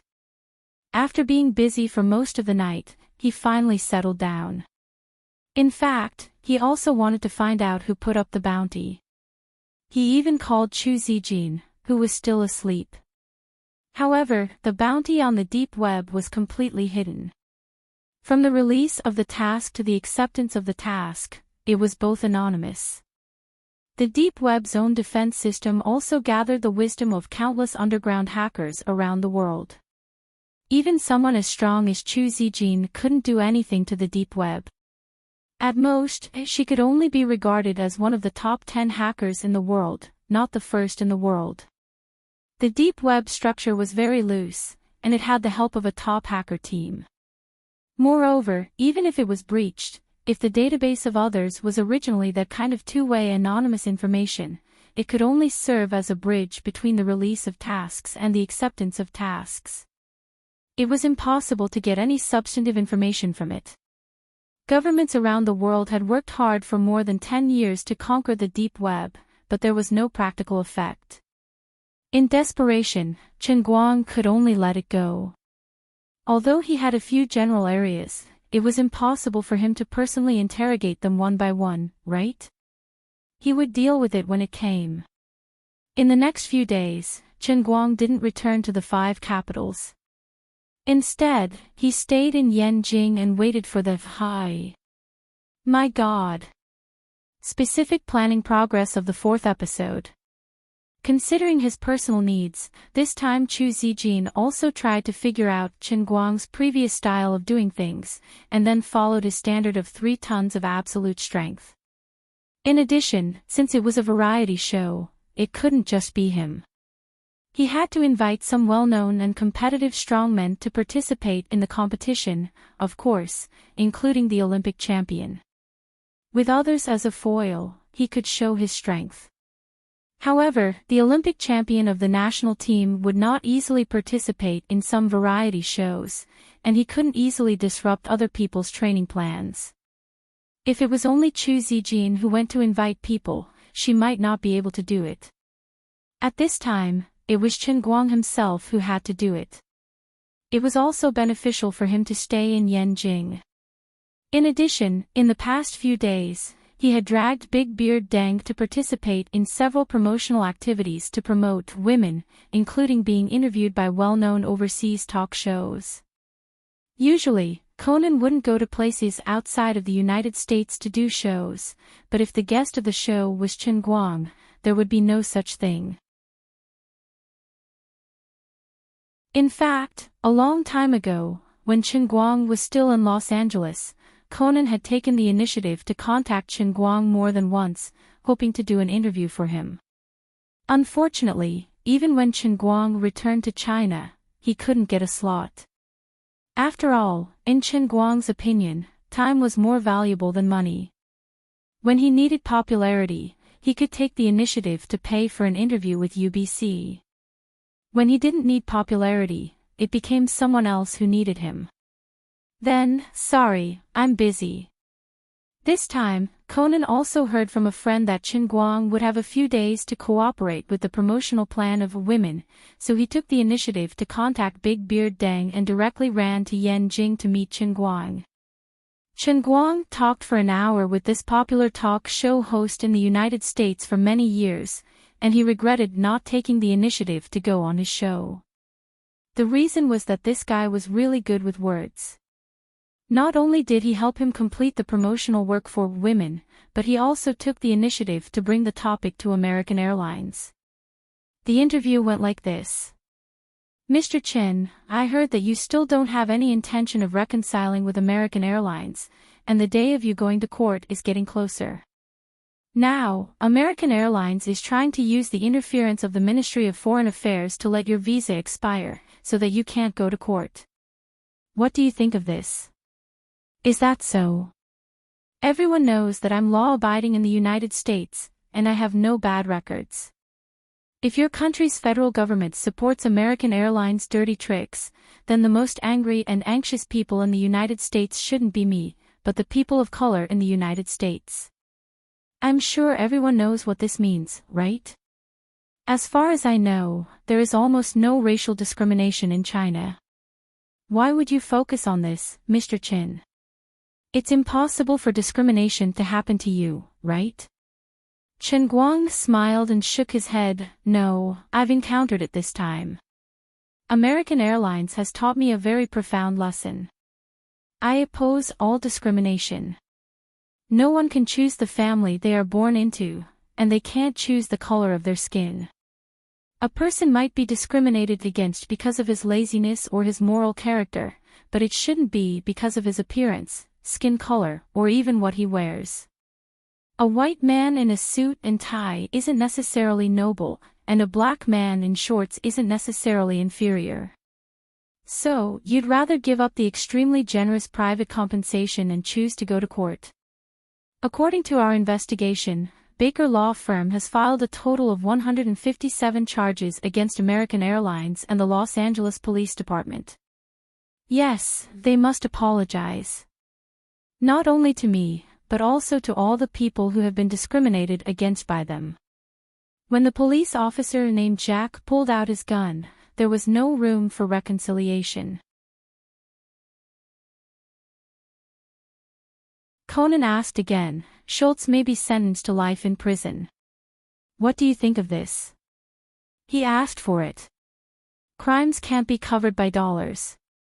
Of course, rich people should be punished for their crimes. Why, isn't hiring someone to kill someone sentenced to death in your country? That's really regrettable. But he's facing more than 200 years in prison, and he can't be released on bail. That's good. Then, Mr. Chin, what else do you want to say to American Airlines now? Chen Guang turned his head to look at the camera, thinking of his big name on the dark web. A reward of $100 million. He grinned. There's a famous saying in China. We don't advocate war, but we're never afraid of war. You're on your own. Conan's interview would be broadcast on ABC this weekend during prime time. The senior executives of American Airlines would definitely be able to see it. Chen Guang didn't care whether they were behind it or not. Anyway, he had to say it first. If it was them, they should be able to feel something when they saw his statement. If it wasn't them, it didn't matter. Anyway, other people would definitely be able to see it. Now that he was a tall tree that attracted the wind and couldn't keep a low profile, he had to let all the people and forces who coveted him know that a tiger's butt couldn't be touched. Of course, in addition to being busy with these miscellaneous things, Chen Guang didn't idle around these days. He carried a big backpack with him, which was filled with his professional course materials for this semester. He also brought his laptop with him, which was filled with revision courseware that Sun Xiaoxuan had carefully prepared for him. Others might not believe that such a person would actually care so much about the university's final exam. Moreover, he didn't plan to cheat, nor did he plan to use any special conditions to directly get himself the green light for all subjects. People who didn't know him well would call him stupid and say that he was bored out of his mind. However, he didn't think too much about it. He just felt that since he had boasted back then, his words had to count. Therefore, he had to take the test. Unfortunately, he couldn't save any faith points now. Otherwise, he could still use the customized special cup training to force his way through like last semester. Now that mortgage loans were as fierce as a tiger, he had to rely on himself. After a full 7 days, everything looked calm and peaceful. With the cooperation of dozens of employees from Tianguang Media, the 4th episode of God of Happiness, which had the strongest body in human history, officially began recording.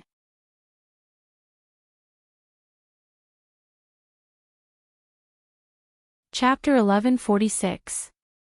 Sitting in the same bus as Chu Zijin, Chen Guang realized that he was not at ease. He had forgotten one thing when he told Bai Hua that he was not afraid of thieves. Now that he was sitting in the same bus as Chu Zijin, he realized that this was a very serious problem. He was not afraid of death, but others were. Just like now, if the assassin hired by the other party took out a big gun and shot at the whole bus. If he discovered it in advance, it would be fine. He could fly out and catch the bomb with his bare hands. But what if he dozed off and failed to defend himself? In the same way, what if a remote-controlled bomb was hidden under the road while they were driving? If he could stay on high alert for 24 hours, he could indeed predict this kind of danger in advance. But that was impossible. People tend to be distracted. What if they exploded in the moment of distraction? He could resurrect himself, but what about the others? This problem was not serious a few days ago. But just before he left this morning, he suddenly received a notice from the Shun Special Training Camp that a group of people had sneaked into the country yesterday. In addition, there were several organizations that had been under surveillance abroad that had their members acting strangely. Although they could not track them in time, it was very likely that they had come to China because of the $100 million bounty. A few days after the dark web bounty was released, the $100 million bounty was like a stone thrown into a lake. It gradually began to cause waves. This meant that his peaceful life was about to be broken. It meant that the danger of staying on the dark web could suddenly become a real danger at some point in time. Chen Guang, what's wrong? You seem to be very nervous from the moment you got on the bus. Chu Zijin, who was sitting beside him, keenly noticed his abnormality and asked. I'm fine. At least I'm fine now. Chen Guang rubbed his brows. He was not lying to Chu Zijin. At least before he let his guard down, nothing would happen. Oh. Seeing that he was not willing to say, Chu Zijin did not press him. Chen Guang silently turned his face out of the window. Beside the bus was an old Huaxia military off-road vehicle, which also belonged to Tianguang Media's fleet. Chen Guang recognized the people sitting in the back of the vehicle. They were two sect experts who were originally stationed near Yanjing. Chu Zijin was also one of the candidates on the list of the Glorious Shield. In fact, these two experts had already snuck into the program a few days ago and secretly followed Chu Zijin. Separated by 2 layers of glass, Chen Guang exchanged glances with the 2 experts in the back seat of the car and then nodded slightly. Forget it, I'll let them record first when I get there. I'll go back to the recording studio when I have my own scenes. Xiao Chu, help me find a car in Langfang County, I will drive myself. I won't be going with you. Chen Guang thought to himself, rather than sitting in the same car with someone else and being scared and not wanting to implicate them, it would be more comfortable to drive alone. All right. Although Chu Zijin didn't understand his intentions, her personality was like this. She never asked questions that she shouldn't ask. Chen Guang closed his eyes and pretended to sleep again. It had only been a few days, but he deeply understood how painful it was to be remembered by others. Sigh, I'm still a little too confident. I'm not strong enough to create my own world with my thoughts. Before this matter is over, I have to live as a loner. The group arrived at the filming location. Because of Chen Guang's sudden strange request, Chu Zijin had no choice but to adjust the recording plan at the last minute. She first recorded everyone else's scenes, then planned the scenes that required Chen Guang's appearance together, and settled it all at once. Because of this, Chen Guang didn't dare to stay in the same hotel as others. Instead, he found another small hotel with few people. While the other side was recording, he didn't go far.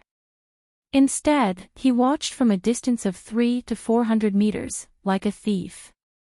He was really annoyed by this, and the more he thought about it, the angrier he got. Forget it, when this matter is over, I might as well take the initiative. This kind of passive feeling is really terrible.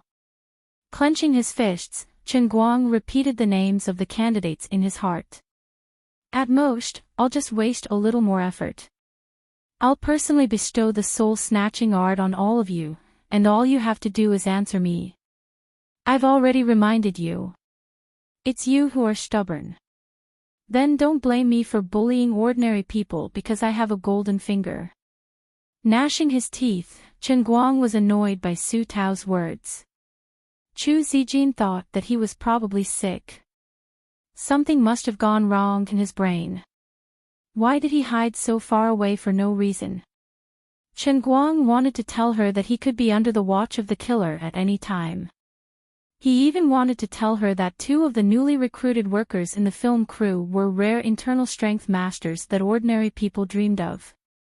But he didn't say it in the end. It wasn't that he was selfish, but that the target of the killer was only him. Whether he told Chu Zijin or not, nothing would change. If he told her, it would only make her uneasy for no reason, and there would be no benefit. When they were in danger because of him, it was also when he was with them. The situation seemed to be very dangerous, but in fact, if he kept a high level of vigilance, there was nothing to be afraid of. Now that he was extremely relaxed, it seemed dangerous, but in fact, nothing happened. Probably in a sense, Chen Guang might be the first weirdo in the history of the world who was worried about the safety of others because he was targeted by the killer. The first day of filming passed without any surprises or mishaps. They mainly recorded the various challenges of other strongmen in the corridors, such as pulling a truck with one hand, lifting a car with one arm, carrying several adult men in a tug-of-war, and so on.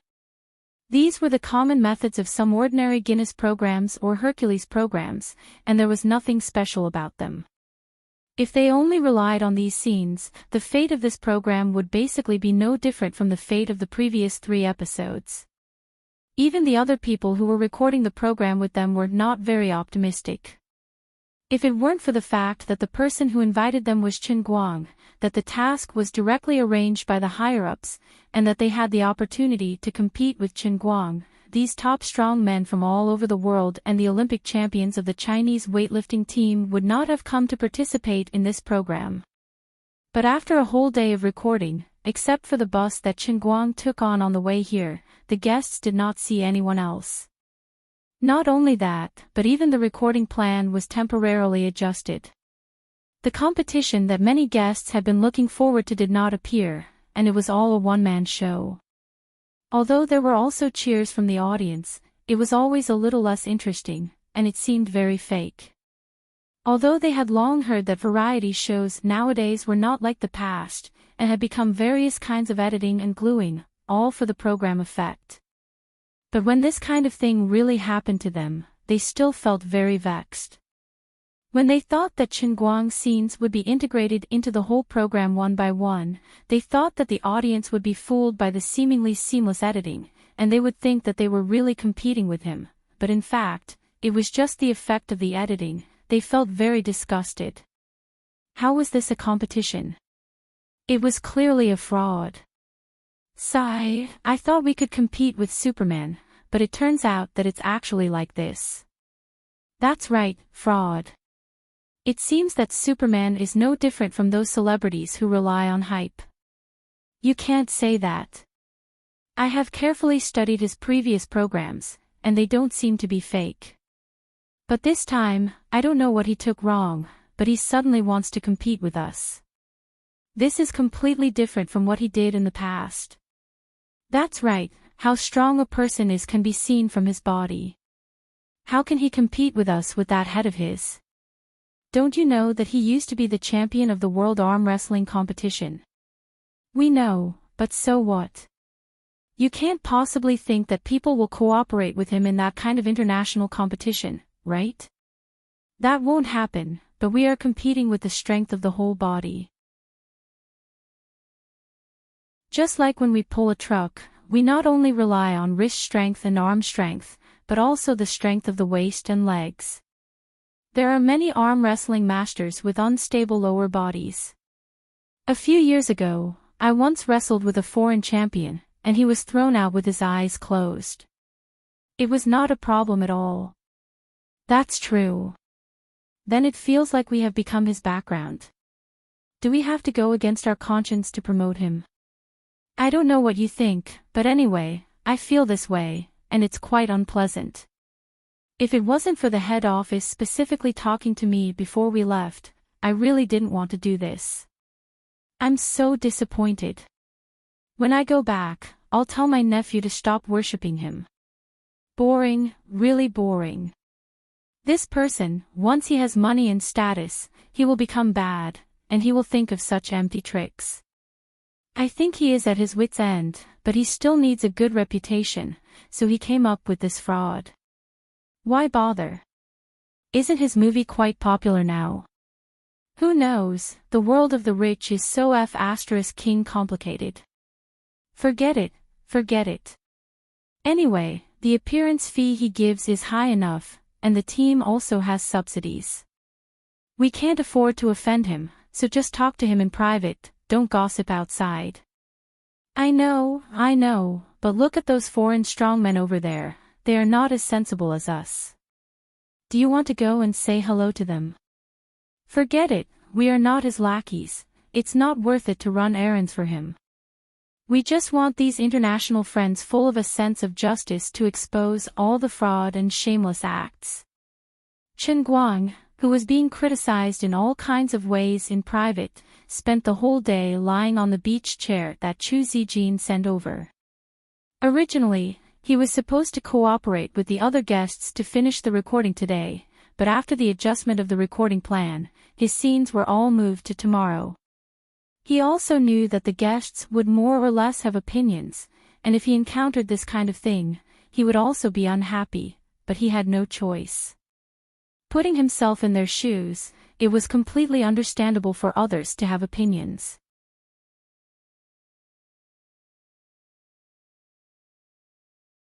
Chapter 1147. Why don't you come with us from the start tomorrow morning? After today, everyone will have some opinions about it.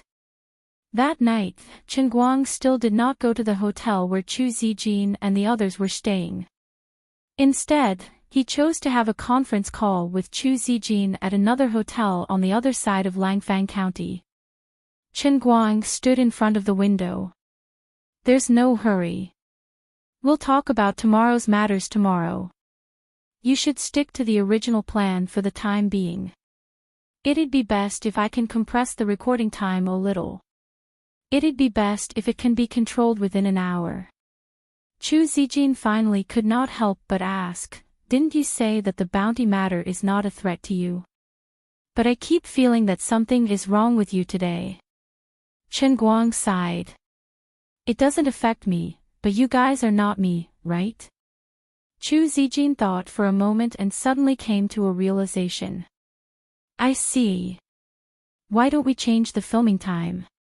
We can reshoot your scenes after your matter is resolved. That's too much trouble. We should finish filming the 4th episode as soon as possible and let the show air again. I'm also very anxious about this matter. Why is there the sound of wind on your side? Aren't you in your room? What's wrong? From the phone, Chu Zijin first heard the whistling sound of wind and then a loud bang. She was shocked. Chen Guang's calm voice came from the phone. It's nothing. I just went out and suddenly wanted to go for a night jog to stretch my muscles. Night jog. Stretch my muscles. That's right. Life is about exercise. Alright, if there's nothing else, I'll hang up first. See you tomorrow. After Chen Guang finished speaking, he did not wait for Chu Zijin to reply and hung up the phone with a snap. Of course, he would not go for a night jog for no reason. At this moment, he was traversing the streets of Langfang County at an extremely terrifying speed, like a ghost. Even the newly upgraded high-definition high-speed Skynet camera could not capture his figure at all. After waiting bitterly for several days, and today was even more frightening. Finally, the person he was waiting for had arrived. He did not know which unlucky organization it was. In short, the moment he opened the curtains and looked outside, he keenly caught a prying gaze. This gaze was at least 1,000 meters away from him. It came from a small hill in the distance. Someone was looking at his window with binoculars. If it was in the past, he wouldn't have been able to detect the spying from so far away.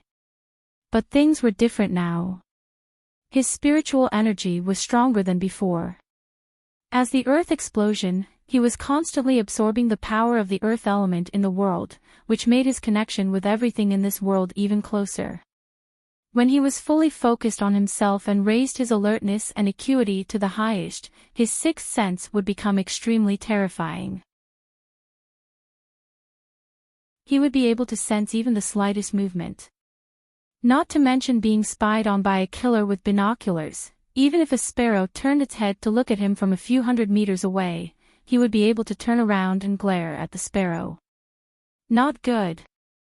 I've been found. On the top of a hill 1,000 meters away, a tall white man in a black suit threw away the binoculars in his hand and cursed at the communicator in front of him. Then, he quickly and methodically packed the big thing he had just assembled into the cello case. You idiot! What the hell is wrong with you? Didn't I tell you that this Qinguang is not ordinary and that you have to be careful? Honey Badger, don't you know me? I've never been so careful before. I was watching him with binoculars from 1,000 meters away. But just as I raised the binoculars, he suddenly jumped out of the window. I don't know what happened. Jumped out of the window. Yes, he jumped out of the window. He jumped out of the window from the 8th floor. He should be coming straight for me now. Then why aren't you running? Aren't I packing my things now? It's a distance of 1,000 meters. He won't be able to get there so quickly. It's not a straight line from where he is to where I am. There are many alleys in between. Strictly speaking, it's at least 2,000 meters. No. Fox, run. You don't know how fast he is. Can he be faster than me packing my gun? I'm a professional. I only need 30 seconds. No, no, no. Fox, you're too careless. Throw away your damn gun and run without looking back. How is that possible? This is my beloved baby. This is my brother. He's my comrade and partner. The Caucasian man named Fox expressed his feelings for his comrade to the man on the walkie-talkie as he slammed the box shut. Although Fox and the honey badger were talking non-stop, he did not slow down in packing his things. He said 30 seconds, and he meant it. The honey badger said helplessly, "Okay, but you should hurry up and leave. You've been exposed. Leave China first. We have to make a new plan. This $100 million is not that easy to get." No problem. Fox's hand shook and he threw the cello box on his back. Then, he exclaimed, F***CK. Damn it. What's wrong now? The honey badger asked loudly through the walkie-talkie. Fox silently picked up the walkie-talkie and stared straight ahead with eyes as sharp as a falcon's. He slowly whispered, "He's here." What? 30 seconds. The honey badger on the other side of the walkie-talkie was also shocked. Fox looked at the figure in the darkness that was one size smaller than him, but he could feel the infinite pressure coming from it. Yes, 30 seconds. I have to die. Die? The honey badger on the other side asked subconsciously, but the walkie-talkie was already busy. Fox casually threw the walkie-talkie aside, tried to adjust his breathing, trying to make himself look calmer. However, his slightly trembling fingers betrayed the shock and fear in his heart. My God, a 2-kilometer journey in 30 seconds. What did this mean? It meant that Qinguang rushed over from where he jumped out of the window at an average speed of 66 meters per second, which was 240 kilometers per hour. How was this possible? But it was true. He was going crazy. Fox thought to himself, what kind of person am I facing? Why would I be stupid enough to try to kill such a person? $100 million bounty. No matter how much money it was, he had to be alive to take it. As the trump card of the trump cards of the higher animals, and one of the top 10 killers in the world, Fox had always been known for his strong psychological quality. He almost never felt fear. Having been a professional killer for 15 years, it was not that Fox had never encountered dangerous situations. He had even safely escaped from the pursuit of more than 50 police officers. He had even had 3 guns pointed at his head at a very close distance, but he was still the one who had the last laugh. But inexplicably, looking at the dark shadow in the night, this time he could not control his emotions at all. Even though he could not see the other's eyes, Fox subconsciously felt that it must be a pair of eyes that could eat people, revealing a lingering coldness. But the strange thing was, the moment when he appeared was the moment when he let his guard down the most. Why did he not directly make a move? Who are you? As expected of Fox. Even though his heart was beating wildly out of control, his tone was still very calm. There was even a hint of doubt in his tone, as if he was a camping artist who had suddenly bumped into a stranger. Coupled with the cello case on his back, it really was a little bit interesting. If it was someone else, they would definitely be fooled by him, but unfortunately, the person he was facing was Chen Guang, who had just been recognized by the whole world for his acting skills. Chen Guang, the world's #1 actor in human history, was crazily worshipped by countless performing arts practitioners all over the world. With his 3-legged cat skills, he was even more miserable than the sun monkey in front of the Buddha. Chen Guang almost laughed out loud. Keep pretending, keep pretending. Chen Guang mercilessly laughed at this miserable killer who came to eat poisonous crabs. You really have 8 lifetimes of bad luck to fall into my hands. I really don't know you. If there's nothing else, I have to leave here. It's late at night and the public security in China is not very good. Sir, you also have to pay more attention to your safety. Fox hid his hands behind his back and then tried to leave from the side as if nothing had happened. I am very careful about my own safety, that's why I came here. What about you? It's a dark and windy night, a foreigner like you came to this mountain, what are you doing? Come on, make up a nice story and let me hear it. Chen Guang said with great interest. Fox's steps forward slightly paused. He vaguely had an illusion that Chen Guang seemed to be playing with him like a cat playing with a mouse. He had encountered this kind of thing before, and not just once, but in the past, it was always him who tortured and killed the targets that were targeted. In the past, he played the cat, but this time, he was the mouse. I don't understand what you are talking about. I am just a travel photographer. Look, this is my camera, Canon Invincible Rabbit, a very classic model. Desperate, Fox still refused to give up. He said this in a calm tone and took out a satchel from his waist. It was a common SLR camera bag. Of course, in fact, it was not the Invincible Rabbit, but the famous M500 with a shortened barrel. Produced by Smith & Wesson, it was known as the Palm Cannon, and its power was twice that of the famous Desert Eagle. Chen Guang seemed to be unaware of the danger. He stretched out his hand to block his way and said with a grin, Invincible Rabbit. Photographer. That's a good story. So, are you here to take pictures of this night scene?